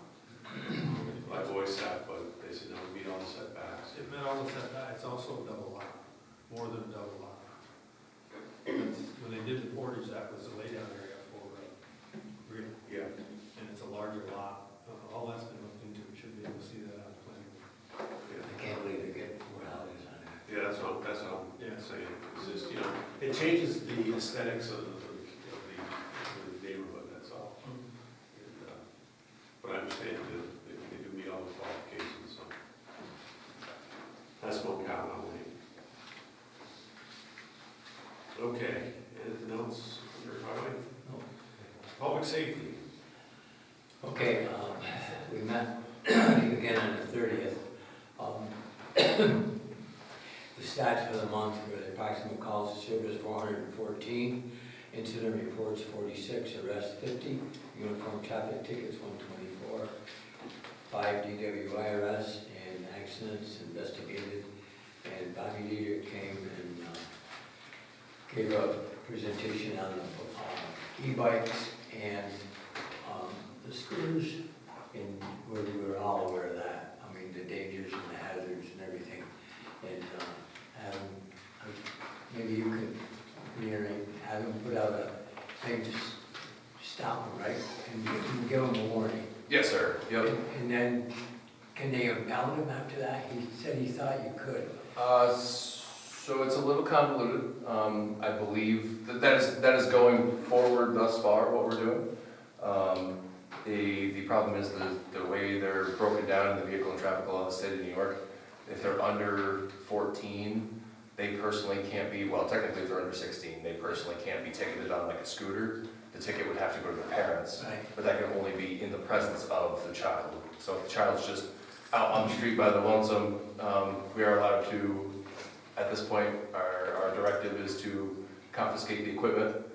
If the child will come with us, we escort them home. If not, then the parent has to come and retrieve. Okay, the day of the meeting, that was a question, but nobody. Yeah, I don't know, that is the current directive. I wasn't sure, I don't want to speak out of turn. I wasn't sure, I know like years ago, and I'm not super familiar with it, but like the whole skateboarding up on Comm Street, I wasn't sure if some sort of like local law would be needed in the future to further that. Again, I could be talking out of turn, but that was my fear, was that I just don't know, I don't know the legality of that seizure, because technically they are violating the law, so it stands to reason. But I wasn't sure how that would all play out. Can you impound them? They're doing within the limits of the law right now, of these like If you want to do something more or explore something more, you would need to research it. We need to find the law. I need some direction from the town board what we want to do. Everybody said, just, it means that nobody's been hurt. I will say thus far, even in just the informational stage that we've had thus far, there has been a reduction. Yeah. You know, now that there's been some instruction as to, hey, we can't do this, thankfully the directive from the state came down and we finally have something to reference. So it's my hope that a couple of trip homes and a couple of people having to come retrieve scooters will suffice. The helmet deal. I don't think there's a law that says they have to wear a helmet. Under 18, they have to wear a helmet. Yeah? Yep. On scooters? Yep. Yep. So even on a scooter. But then, like I said, the problem becomes is that 16 to 18 is the only way that we can ticket the rider. If the rider is under 16, beyond the presence of the parents, there's no, not that we want to be ticketing 12-year-olds, but there's just no, there's no legal or financial attachment to that. If there's a repeated behavior, we'd have to explore in the future if it doesn't stop, I guess is where I was headed. Okay, thank you.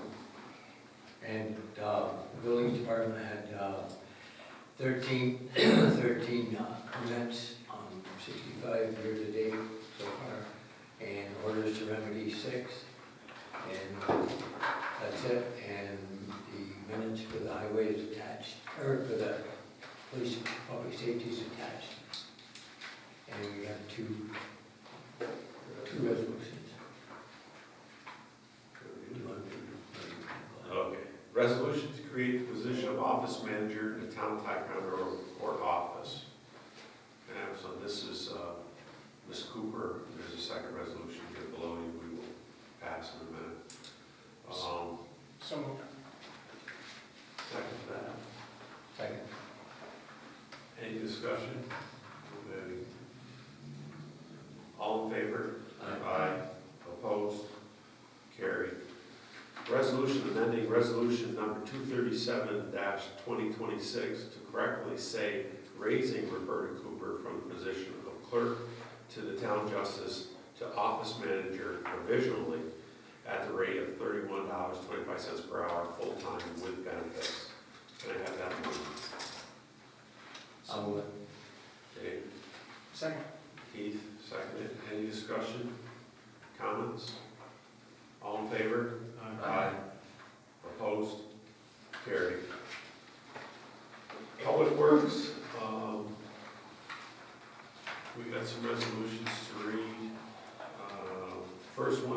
increase the account. Now, Matt, as you see, we're dropping back into our old ways because we don't really have a guidance document yet.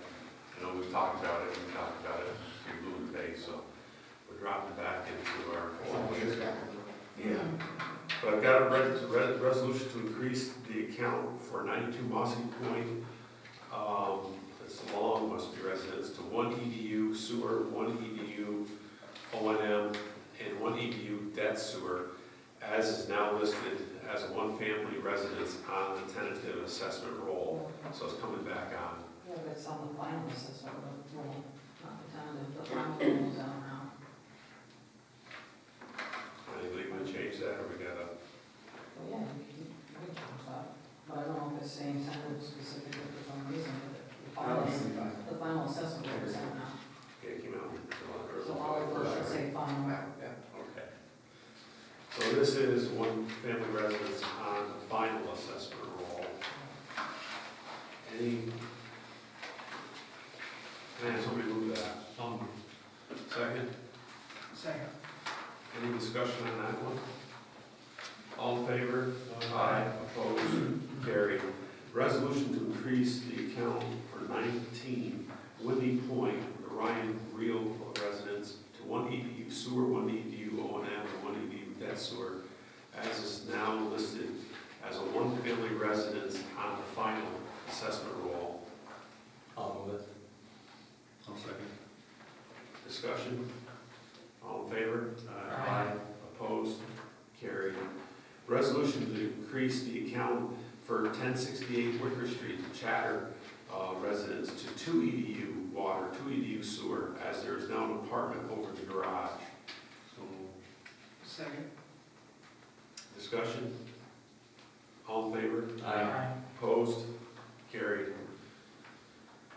Resolution to inactivate the account for 868 New York State Route 9N, as is no longer part of parcel ID number 150.11-1-23.100, the Condit residence. Can I have somebody move that? I'll move it. And second? Second. Any discussion? All in favor? Aye. Opposed? Carried.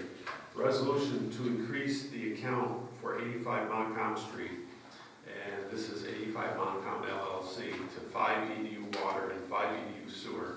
This is commercial space with 3 apartments. Second? Second. Discussion? All in favor? Aye. Opposed? Carried. Resolution to increase the account of 109 Montcalm Street, Pine Natural Food Co-op, to 5 EDU water and 5 EDU sewer, as it is listed as a commercial with 3 apartments on the assessment roll. Can I have that moved? Second. Second. And discussion? All in favor? Aye. Opposed? Carried. Resolution to increase the account for 110 Montcalm Street. This is Havana 13 LLC, to 2 EDU water, 2 EDU sewer, as is listed as commercial on the assessment roll. Have that moved? Move it. Second? I'll second. And any discussion? All in favor? Aye. Opposed? Carried. Resolution to decrease the account for 161 Champlain Avenue, the Metzler property, to 3 EDU water, 3 EDU sewers, as it is listed as commercial with 1 apartment on the assessment roll. So moved. Tom, second. Second. Heath, and any discussion on that one? All in favor? Aye. Opposed?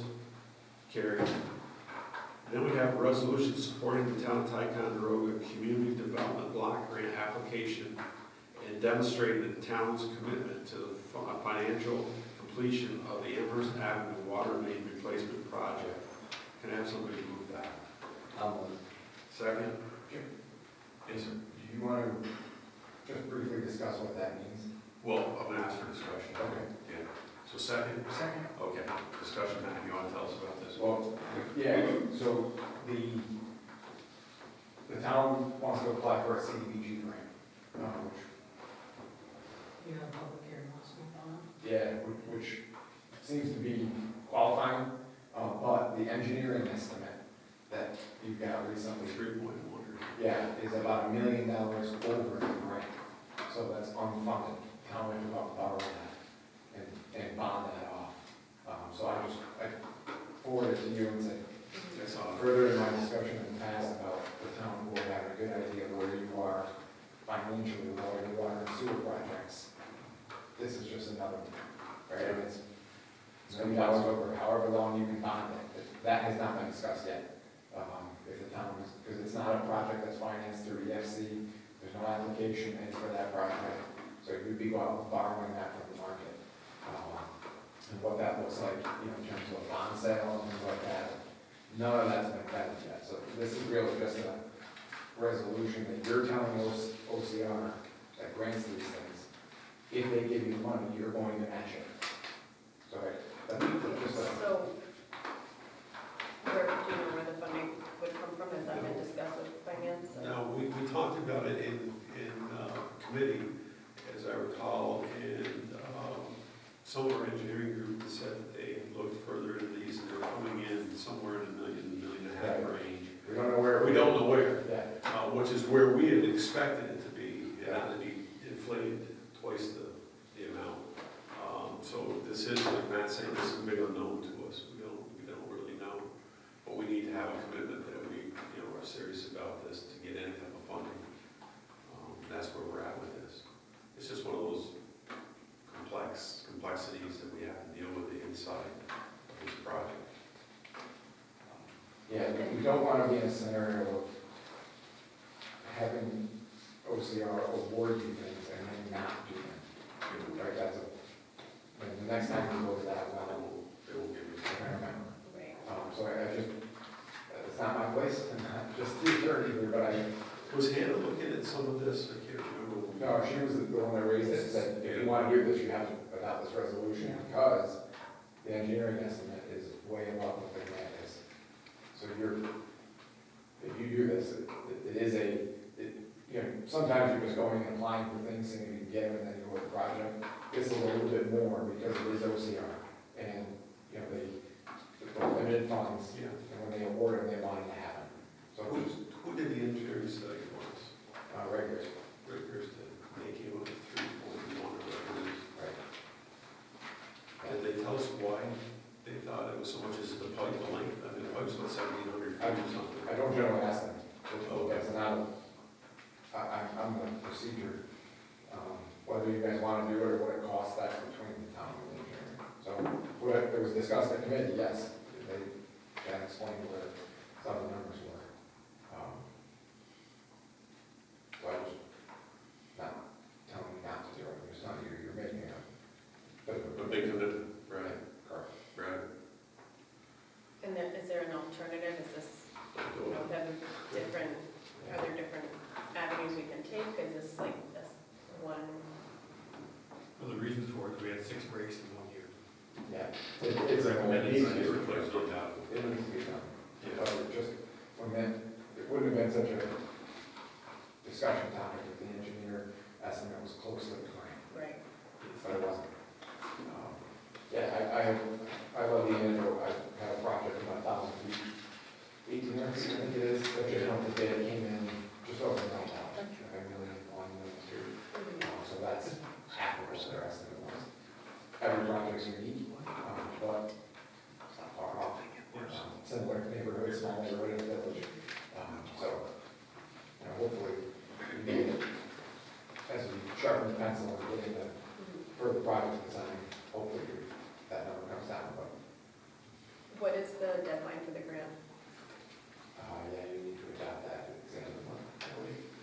Yeah. If you want to do it this year, but I don't like rushing things like this, but that's where you are. Okay. Is there a possibility of discussing with them financially what we would do Well, for the absolutely. discussion? Yeah.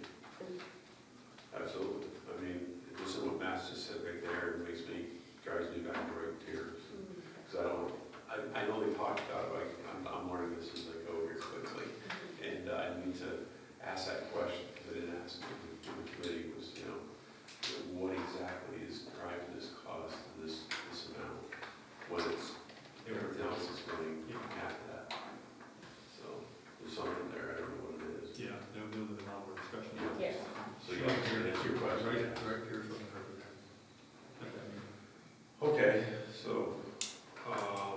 get that, we've had it moved, we've had discussion. All in favor? Aye. Opposed? I just, so if we're accepting this resolution, then that means we're saying, yes, we're going to, You're not putting the project out to bid. okay, So, yeah, We're okay, not committing to certainly not your project in the future. okay. Just wanted to clarify that. There's a lot of work before we Exactly. figure out what that's And how about. many feet is this one for? 1,800. Was it? I think it was 1,800. You said They were- you said the 1,800, 1,800. but it was probably 18. But they were talking about another project that just bid out, they bid out for Yep. a third of what this one is estimated at. Same, Guys figured that out, so there's a lot of discussion yet for all that. Until the engineering's done, they could have that, because Exactly. there's And that may be, that very well, I was thinking 9,000 maybe different it's things that utilized. could be a factor. They could come in at $500,000, and they could come in at $2 million. No two streets are the same. Yeah. Not Yeah, we'll, Yeah, there was a lot of discussion about George. why. well, we can still ask a question of why. Yeah. They don't, but they'll be able to tell us if it's that simple or not. I got a note here for discussion. Finish your all in favor? We did it. No, Laura, I have no question. No, I interrupted, Okay. the questions All are. in favor? Aye. Aye. Opposed? Thank you. Carried. Okay. I got a note, discussion on the map plan report for Chilton Eagle Lake Test Well Project. And I think, I was looking at Doty's, Suzo's Doty's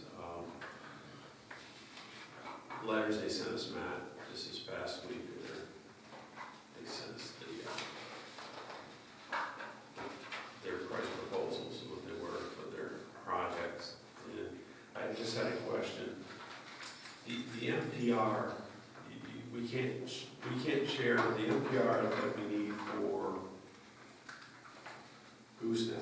We can't share, you told me, the money that you have for the wells. Correct. However, the water from the going into the new reservoir, we could, if you guys, because yours is going there too, we'll be going back to the reservoir, I take it, at some point.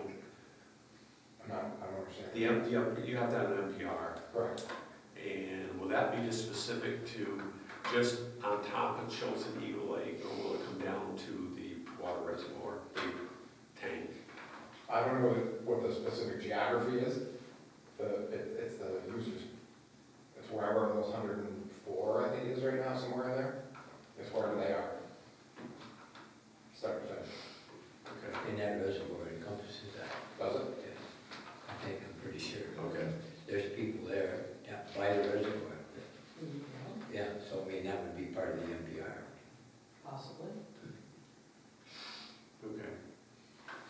And just to clarify, one thing that the agenda had, it says no discussion on map plan report for the Chilton Eagle Lake Test Well Project. That's not solely what the NPR is. We do have funding for the engineering and test well work. That's separate. They gave you a proposal for that. We've already accepted it. They also gave you a proposal for the map plan report work, which is factoring in the alternatives, one of which is the work that That's the what we committee did. Yeah. So if, they gave you two separate proposals. I forget the numbers, but one was like, 25,000 was. that's the Yeah, test well. for NPR. That was for just the test well work. That wasn't the NPR. The NPR was 100,000. If I recall correctly. What was the 300,000? Just test wells. That was just a test well, right? No MPR. Correct.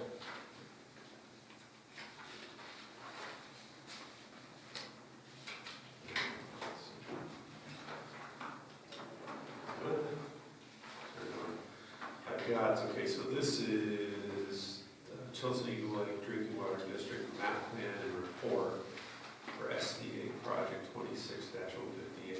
And the town wishes to develop an NPR to support information for the residents currently provided with water. We know that's part of it. But anyhow, this is the first one. This is 25,000. This one here, David, and I can probably read that quicker than I can. Do that. That's the one, I got the second one here.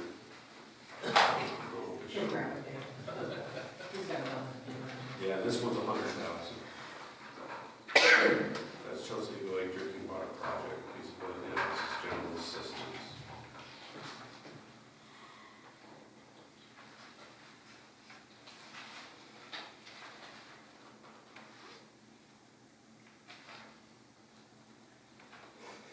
This is for the development of drinking well source. Yeah, so this is your wells right here, this one for 100,000. Not my wells. Yeah, very careful. It's you and me. I'm telling you, it's yours. It's you alone. It's you. No, I'm Yeah, I know. serious, we have to be clear about that. Yeah. And we'll come in here and then they start yelling tags with the guy who's there. I don't pick these projects. No, you don't, I know that, but anyhow, I don't joke about you're it. driving that boat. I'm not trying to. You know one thing, I very much. I'm very serious about it. Okay. I don't drive these projects. I know you're not. The town is. Like You guys tell me what to do. But 100, I understand. For 100,000, that's the well project. Right? Right, yeah. Okay. So the 25,000 would be for the MPR. Right. Yep. Okay, that's, so we, Gotta change that. For the district. Yeah. That's it. and that's what I'm wondering, Matt, the NPR that you have for we have for the well project. And the NPR that we would need. It's not an MPR for the well project. Okay. The wells are part of the alternatives analysis for a district. Okay. Right, so the wells are an alternative, Yeah. or a well, or whatever it may they can come up with. I wouldn't even like to say wells. Whatever alternatives there might be for supplying That's what water, that's part of the map plan report. Okay. Right, you've got funding for part of that alternatives analysis, which is from EFC to drill test wells or do whatever analysis that needs to be done.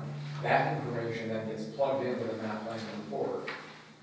No different than the analysis that they're going to do for gooseneck and what it would cost to keep that, right? So within the MPR, one part of the alternatives is a no action alternative, right? Every MPR's got a no action. What's the alternative if you do nothing? You're going to be in violation. So that's not an alternative. And then whatever other alternatives they identify would be in the MPR. So their proposal is 100,000 for the feasibility work for the wells and, chips and supply, whatever it may look like. And then their proposal is $25,000 for the MPR. So I had it backwards. I had the resolution for 100,000. The $25,000 is subject to a permissive referendum. Because if a district is not ever formed, and the town board has done this once already, because you've already spent money like this in the past. We've got other resolutions, maybe a couple of them at this point, that were subject to a permissive referendum. Because if the district isn't ever formed, the general fund pays that. So the money comes out of the general fund right now to pay for that $25,000 worth of work. So permissive referendum is triggered. You publish a notice in the newspaper. Because again, if the district ultimately isn't formed, the general fund spent that money. If the district ultimately is formed, then the district reimburses the general fund for that money that you've already spent. And I'm sure, well, I shouldn't say sure, but hopefully the accounting department has been keeping a list of the amount of money the town has spent under previous resolutions to authorize work that we paid for to date. Because that also was I think we did one about 21, or it was around COVID that we did one. Because the town hired an engineering firm, did a bunch of work. So we have a resolution that we've drafted. If you want to authorize the work of the map plan report, which includes the alternatives analysis for the group, the committee that you had together from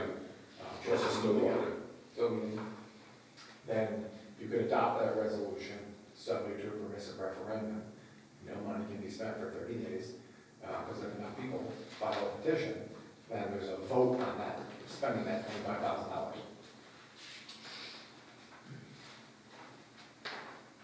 That's clear. It is, as long as we, in the end, have a water district form, they will pay back that 25,000. And if they don't, then under referendum, if it passes, then the one water district. All or all of it? No, that you've got a pretty good, I'm guessing that you've got a pretty good. Well, if they have to pay back, how many years would it take? I mean, they're gonna do it. Yeah, it would. The could be controller, something in the the financing. controller would take care of that. I mean, how much they can spend, I mean, how much they can give back. Oh, it's whatever you spend. I don't know. We're just responsible for the debt. Okay, that's what I wanted to be clear about, to understand.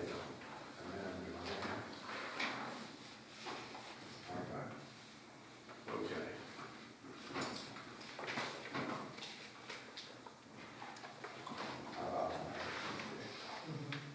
You're gonna keep that? You write the notes? Yeah. Is that what I said? Amend it and send it back to me. Okay. And it's not something you have to do, no, it's just, they're not gonna start work on it right now, since I totally approve that. You know, 30 days worth. The 30 days worth, yeah. So we got 30 days. Now, they're coming Wednesday to talk to us, but that's okay. I mean, that's coming up, just to talk and say, here's what it will look like, what we get into, so we understand. Because what I've said is, you know, we're building basically part of what we will take with us to go back to the health department, back to the EPA, back to the court, and say, this is what we'd like to do, this is where we are today, you know. That's the plan anyhow. Okay. Any other questions? Anybody have any questions on that? Human Services, Youth. Are you gonna table that for now? This discussion, this no? The resolution on whether or not you want to go forward with the NPR? No, we didn't bring it. Nobody brought it. Yeah. We're just. Or the way around? We're just talking about Okay. it. Yeah, I thought that, yeah. That's why I had a note there. Yeah, that's why I had a note there, just to talk about that for a minute. Human Services, Youth, Laura. Summer program started on Monday, the 6th. We will not be meeting July or August unless something comes up and then we'll meet. How many children do you have in the program this year? We have 45 or 46, I think. At the summer camp right now, I think we're closer to 50 something. Okay. And Last I actually, checked last week, I was like 45, I think. Dee from our Essex County Youth Bureau came today, came yesterday and inspected, and she said everything looked wonderful. She was really happy with the program and what Sam was doing. Sam is doing a really good job. Yes. And we get inspected by Department of Health, we get inspected by Essex County Youth Bureau. The camp itself gets inspected by Department of Health because they are very, very strict on how we run a summer camp. There's a lot to it. Where Sam really got thrown in this year. How many kids we normally see on average somewhere? So on average daily, probably 60, 70 on average, but normally we'll have almost 100 signed up. They don't all show up every day. Yeah. It's a very popular program here. Our summer camp is really popular. We've had some really good directors run it, and this year I've heard from several parents that they are really enjoying CM. It's been wonderful. It's been improving, and Well, that's good to hear. he's doing a good job. He is doing really good. That's great. Anything else in youth? Keith, how we doing with seniors? Seniors met on the 24th of June. The guest speaker was Todd Waldorf, Adirondack Osteopathy, over at the hospital there. The minutes are attached to Jason's.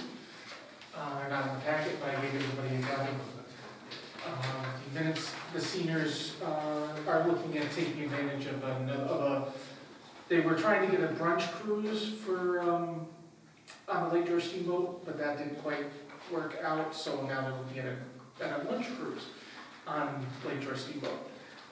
So hopefully they'll be able to get that put together. They don't seem to be very interested. They can't get enough interest for the Depot Theater, unfortunately, for right now. So there's probably not going to be anything going on there.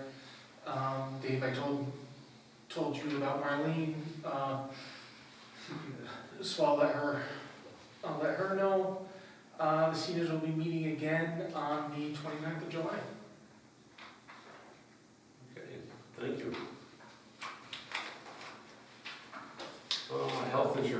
just make a comment. Met with Rich Meeker for his last time. Richie's been, at least for water and wastewater, has been a part of the group that's watched over our insurances over the last number of years. And our insurance agent was down from Lake Placid. And the only thing he told us he was here to let us know as we get ready to do the budget, that there has been a request for increase, as there always is, for insurance this year, for health insurance, and that our particular one, Excellus, that we have with Blue Cross Blue Shield, is asked for a 15% rate hike. Now, he says, that being said, you know, they always try to buffer that, and he says, so probably they'll end up somewhere in the 10% range. I say still 10% of that is a healthy increase for for 1 year, but that's where they're at right now. That's their filings have been made for that to the state of New York. So we'll have to wait and see. We won't know until September what the states, what they're going to come back with. And so we'll have to wait. That gives us an idea as we start our budgeting process here later this month, what we'll be looking at. So that's not real good news. It never is typically, but that's what did in health insurance, and that's all we really talk about.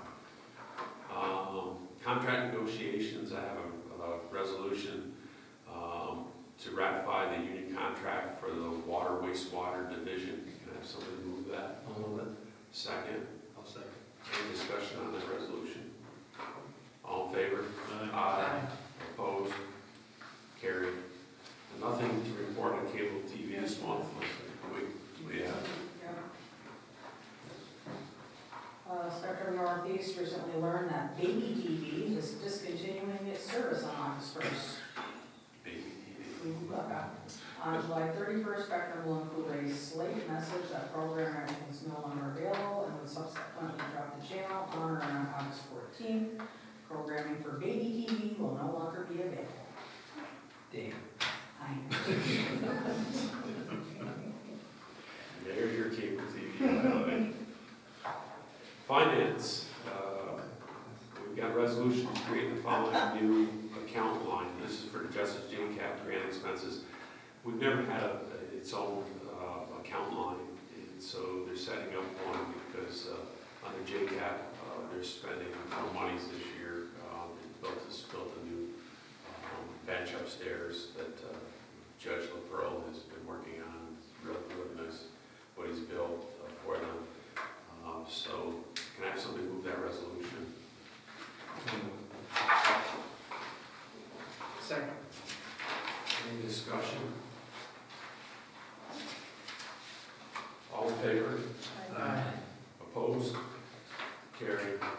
Resolution to send the offer of employment made by Liliana Watson per resolution number 131-2026 of 4/9/2026 due to failure to accept the offer. Can I have somebody move that? I'll move it. Second. I'll second. And any discussion? All in favor? Aye. Opposed? Carried. Resolution to rescind the offer of employment made to Ethan West per resolution number 151-2026 of 4/23/2026 due to failure to accept the offer. Can we have that moved? I'll move it. Second. Second. Any discussion? All in favor? Aye. Opposed? Carried. Resolution to ratify the new collective bargaining agreement. You just did that. You just did that, didn't you? You did that under We did contract that one, negotiations. Okay, that's out. Resolution authorizing the following budget transfers and contingency, the general fund for $1,335.82. And you can see what the payments are for. Can I have that moved? No, we got more of them. You do them all at once? Yes, you have to do your budget transfers all at once. Okay. Second one is fund costs for contingency. The balance after transfer would be $76,432.94. And you can see those listed. Transfer revenue received to the appropriate expense line. And we've got, these are highway. And you can see those two. Fund under budgeted highway account and increased cost for contingency. Balance after transfer would be $9,550.50. And those two are for the daughter district. They're listed.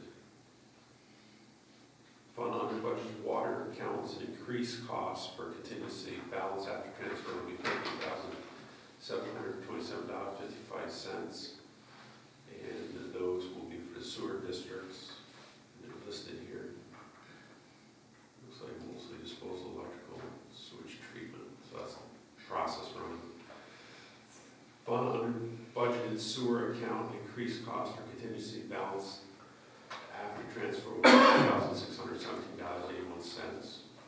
Okay, that's it. Yeah, that's it. So moved. Second, Second. all in favor? Aye. Opposed? Carried. Okay, now we have a resolution authorizing the following budget adjustments. And we have $21,109, and that's in the general fund, that's for parks repair and maintenance, and that is the painting that took place on the pickleball courts. I guess it was approximately $10,000, a little bit more than that, from last year. Yeah, so the final portion of that you're saying is coming from Parks and Rec? That's what it's listed as right now, which doesn't leave you in. No, and I was very clear in the beginning of my term that I felt like it was irresponsible to spend the whole budget on that, so. It's definitely a discussion that we need to have, because that leaves us with nothing. Yeah, no, yes, that's good. What do we do for that time? We can't do it, we can. That was a discussion. You need to talk to your finance department Yeah. after you do this. I mean, this has to pay what's in that abstract right now. There's no discussion about this. That is in there. Okay. So you need to talk to your finance. Yeah. You have to talk to your finance department after.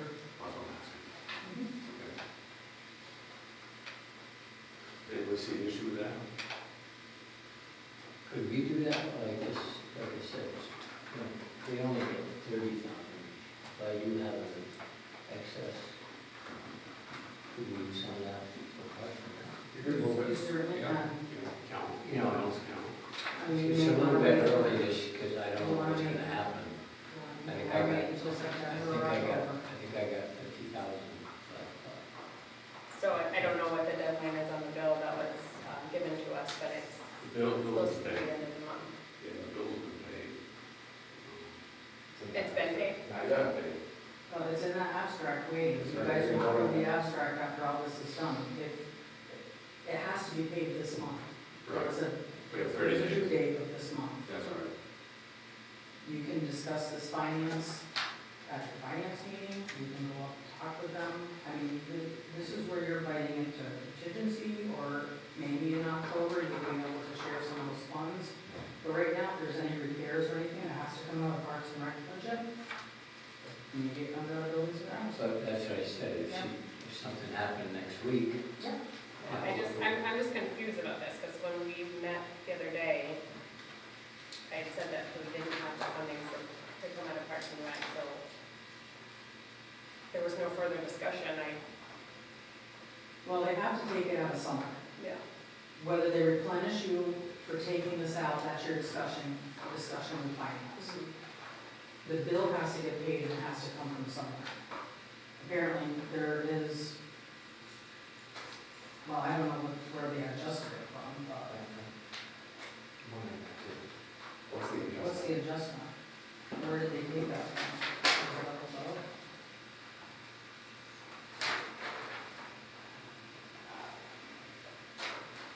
The other one too. The van.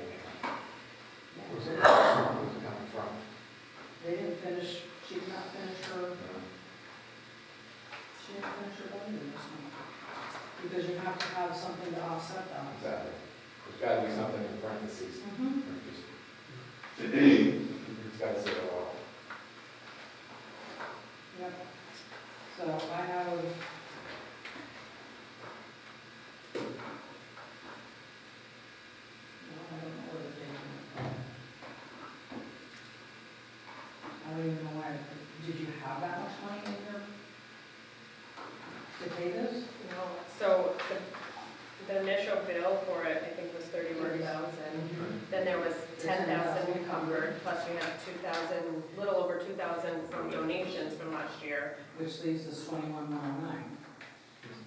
So you don't have that in your budget I though? don't think I have that total amount in my budget. no. That should be noted here. That was the issue, that was the whole reason for us meeting.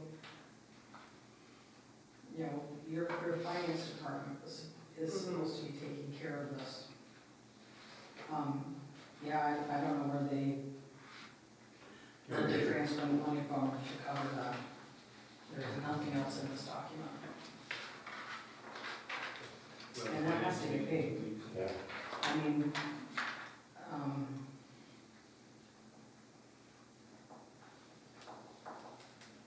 and it didn't go in negative when I put it in. Can I see that stack? It did not go in negative when I put it in.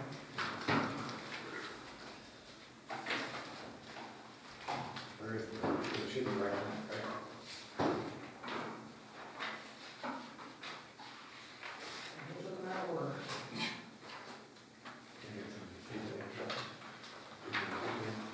That should be noted. That should be noted here.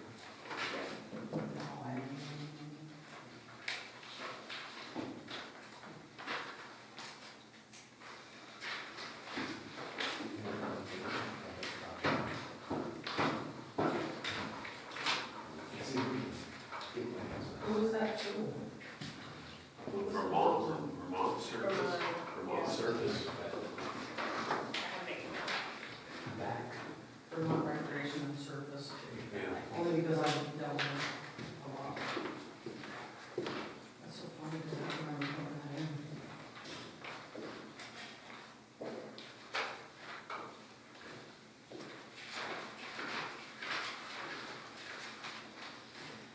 This is so much fun to do with the whole board meeting. To be paid from encumbered funds and fund balance. 32728. Is that your voucher?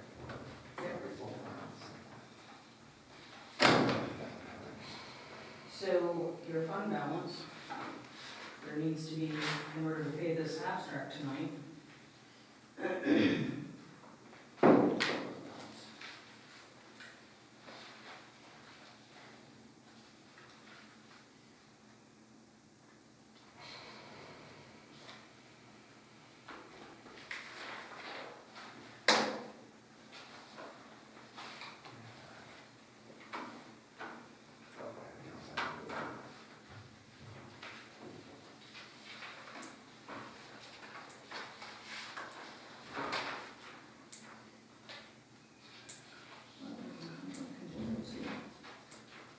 and then they can transfer it at a different time, Yeah. because there's money in contingency. Not a specific number here, that always. No.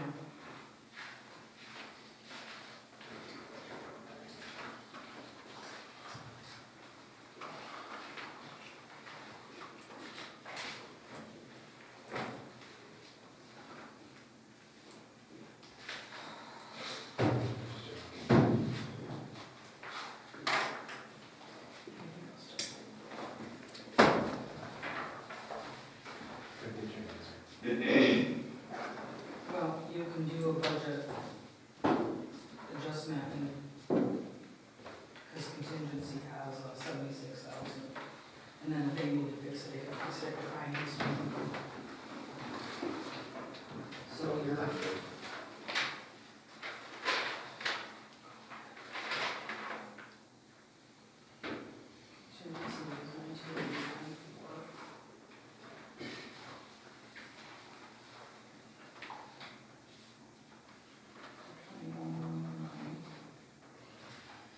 and then your SW.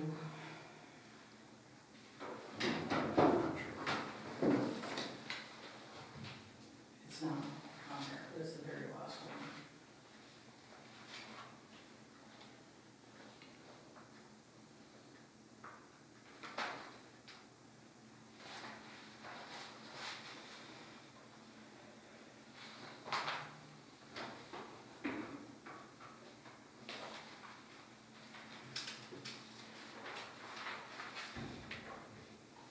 There's a bunch of things that are sewer.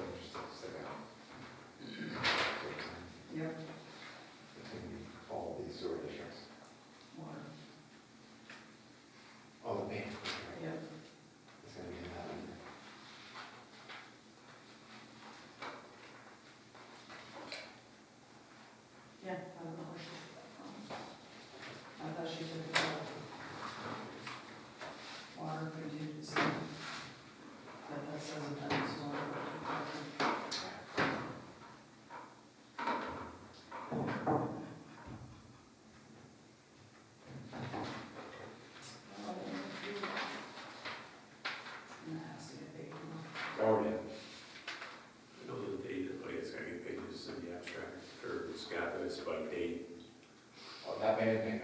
It's has to added be in. tomorrow. They're gonna have, amend this resolution. So are you paying out of contingency right now? And then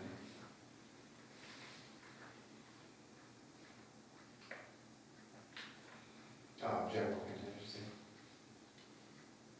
Basically blocking it from the general fund to that. Okay, we can do that, I guess.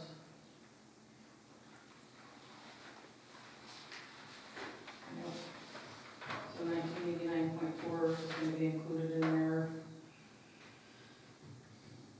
for 72.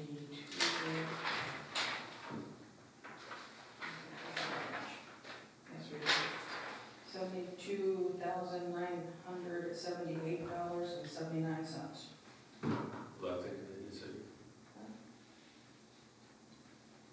Plus that. Oh. Calculator's broken.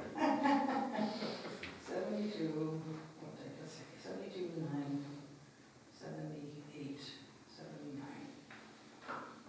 So you're taking 72,978.79 out of the contingency, which is 1989.400. That's what it's gonna say on your report and in the minutes. And you fix it financially. And we'll fix it. And that's your budget adjustment. Did you catch all that? So Not your financing. you did a great job, thank you. But so you're taking that contingency then? Yes, and then they're gonna do another budget transfer at your finance meeting to correct that. Correct that. Anything else we have to say for the record for that? No, I just said it all. Okay. So you need a first and second. I'll move it. Second? I'll second. Any discussion, further discussion? Who seconded it? I'm sorry. Over here. Down here. All in favor? I'm gonna get Opposed? punchy now. Carried. Resolution authorizing the following inter-fund loans, as you can see, these for the water district. Have something, would you read all these too? No, the transfers are from Central Water, the water meter project until the funding is received. And then we got transfers from the general to the wastewater treatment, ventilation phosphorus collection project. But this is, okay, this is that new machine, I believe. Yeah. Unit funding is, until funding is received.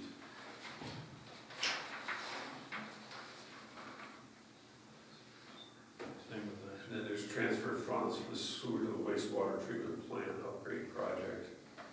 Waiting funds there also to be received. Can I have that moved? I'll move. Second? Second. All in favor? Aye. Aye. Opposed? Carried. Resolution authorizing the following inter-fund transfers. And these are in the general fund and in the capital projects for Chilton Eagle Lake, $1,200. And the transfer funds from the general to the Eagle Lake Water Project for the report. Can I have that moved? Second? Second. Any discussion?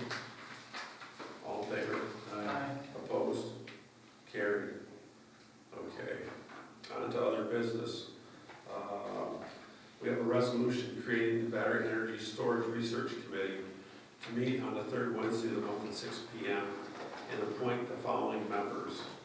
Under the Fire Hazardous Material Hazmat, as I mentioned earlier, with Jason Parent, Joe Norton, Michael Valley, and myself, James O'Brien. Electrical and Industrial will be Tom Hardy and Rick Bussey. Under the Science section will be Ray Francis and Jenny Iturino. Under the Medical Division will be, portion will be Laura Best, RN, and Glenn Chapman, MD.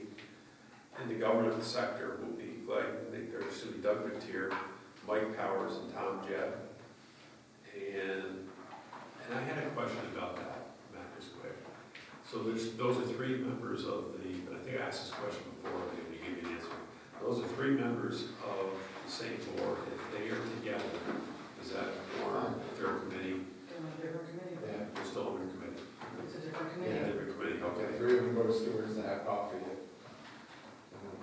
Okay. Yeah, they're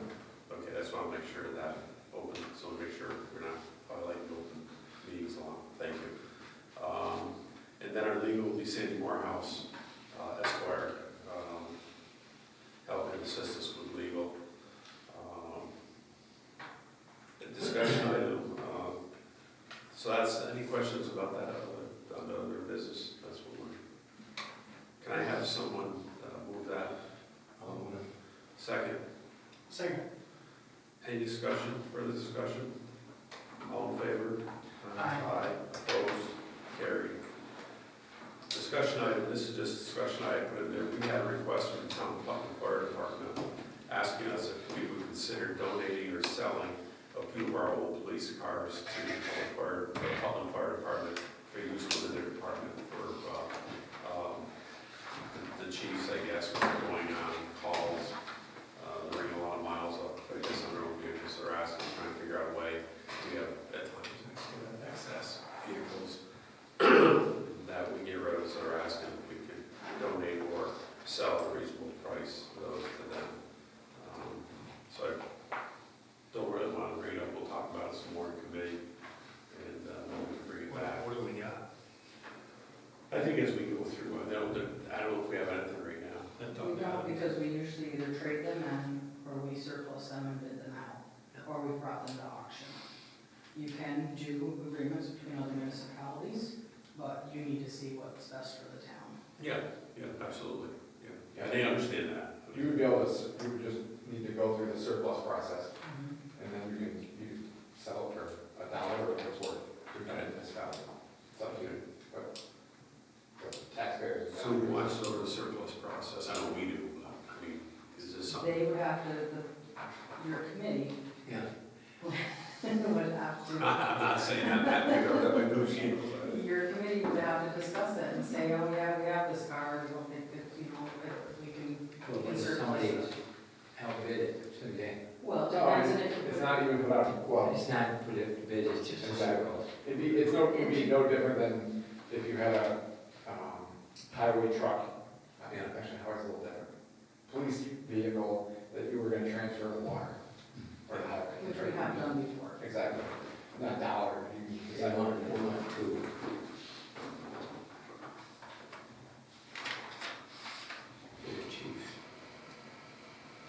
Well, right now, I don't think we have anything to serve. Yeah, we'll bring it up in committee. We'll bring it up in committee this month, and we can talk some more about it. They just made a request, I want to put it on the record, so I can do about it. Okay, I have a resolution to pay the abstract. Can I have that? I'll move it. Is that a second? Discussion? Well, I have to say that Keith was absent unless you actually wait for him. Didn't know what to do.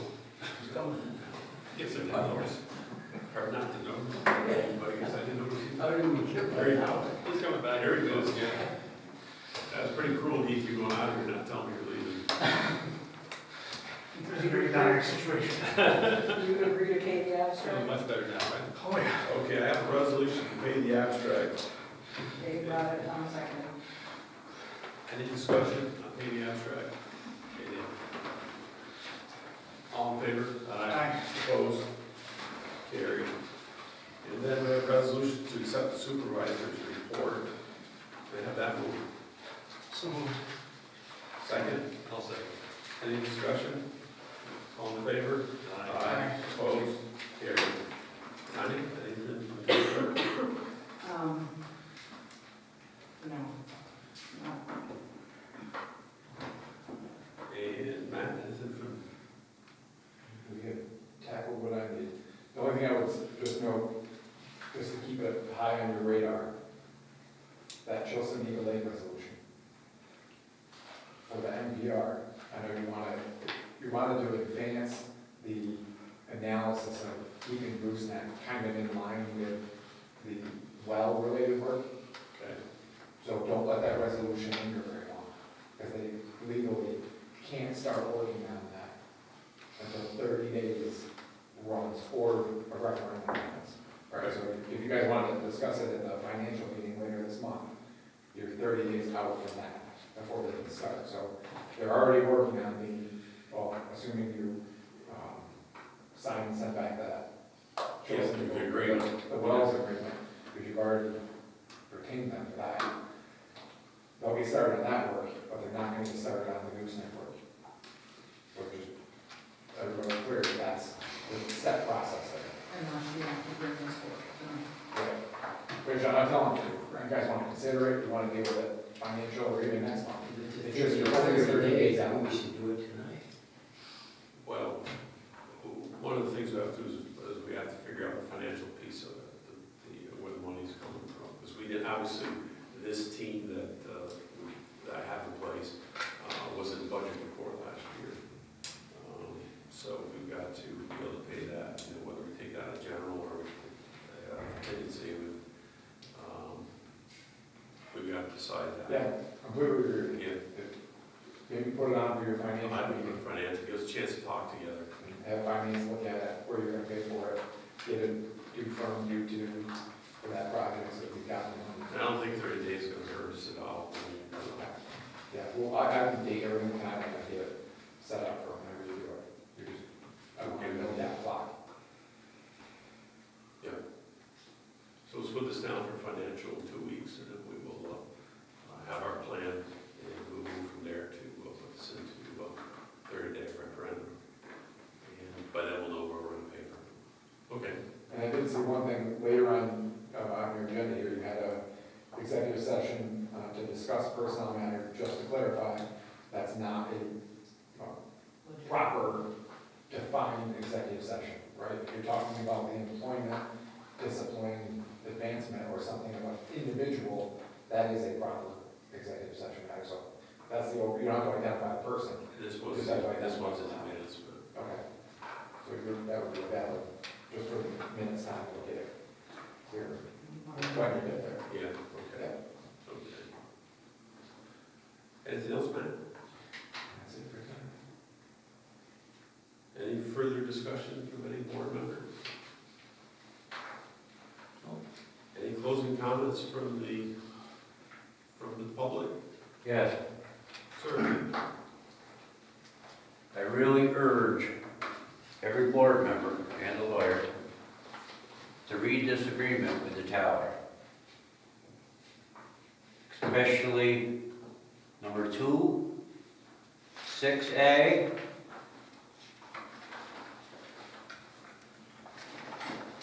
I had legal counsel read over it for us. I'm sorry, 6B, 7, 9, subleases,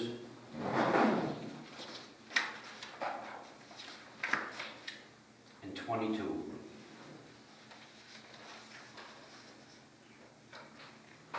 Two, 6B, 7, 9, and 22?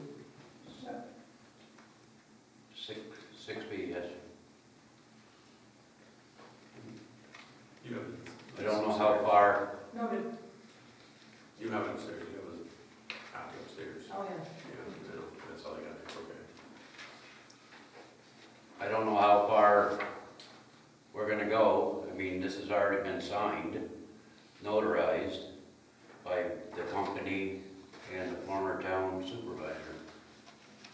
So, I don't know, we'll get into it further here, and I need to talk to your president, just to let you know, too, about talking with him. well, as long as everything is transparent when you talk to them. Because you guys talk, we have our meeting just like you guys. The first Wednesday of every month, you guys have yours whenever, the second Thursday. Well, that gives us another 30 days. We're just finding out this information. It's been 19 months. No, not one mention to us about this. 19 months. Think about that. You guys work on something like that, a schedule like that? Not one word in 19 months, Jim. Yeah, well, like I said, you know. And as far as you're talking with the president, we only received your amended lease form last night. How long has he had it? He being your president? Yes. I don't know, you have to ask him. You gave it to him. Amended lease? The amended lease that you wanted Buzz to sign for it an agreement with the town. I only received it last night. You guys set up an amended lease for us to sign. Signed by you, Jim, June 16th.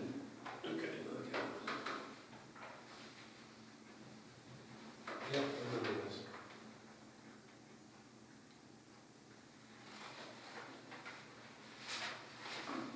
Yep, I do remember this.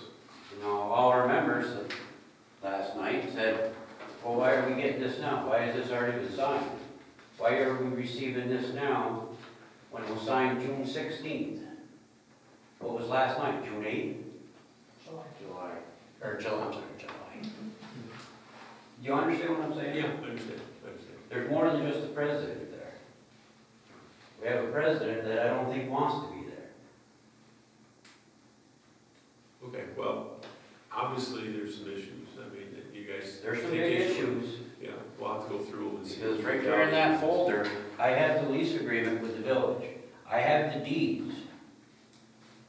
The well tower, or what's out there, the tank, that's on our lease property. Nobody came to us about it. The water tank, or the system on Street Road, is on our lease property for the next 55 years. And now this, you guys gotta read this lease agreement. You really do. It takes everything away from us. All our recreation, outside recreation. I can tell you this, it's not the hopes that we go and we, take apart what you guys have put together over the years. That's not what the exercise is. But this lease agreement is taking that away, Jim. Okay, I understand what you're saying. We'll take a further look at it, and then we will talk to our council about it and see what is what, and we will talk with you folks. You're gonna talk to who though?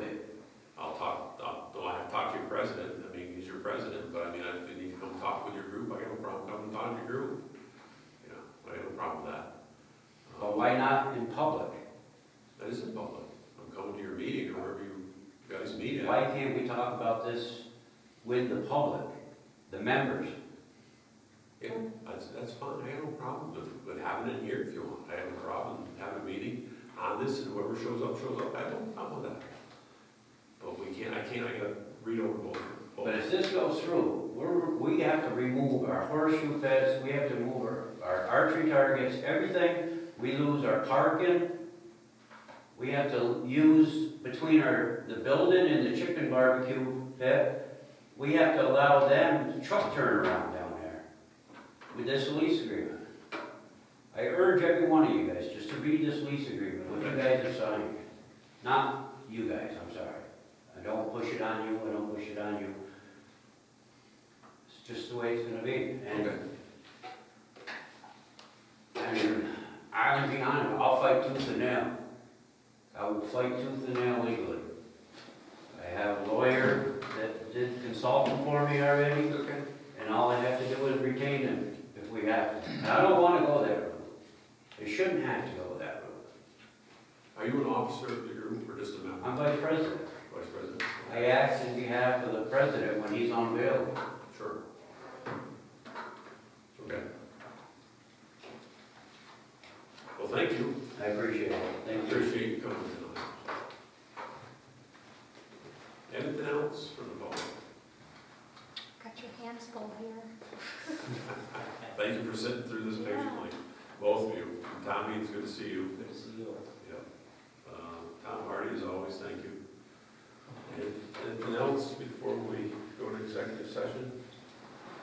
I'm going to close the public comments and thank you all. We're going to go to executive session now. So it's bid you a good night. Do you want to take my card? Oh, you're gonna be longer? I don't know, yeah. We're not going to be very long. We're not going to be very long. Or you could wait for I'll me. wait for you. Okay. You're gonna have to get a sleeping bag. She just moved back there with my sister, so she wanted to see when I come to the meeting. Well, you got it. executive. Make a motion to go into executive. To discuss the appointment, discipline, management, Okay, so we close the. Who first and who second? I'll move. I'll second. All in favor? Aye.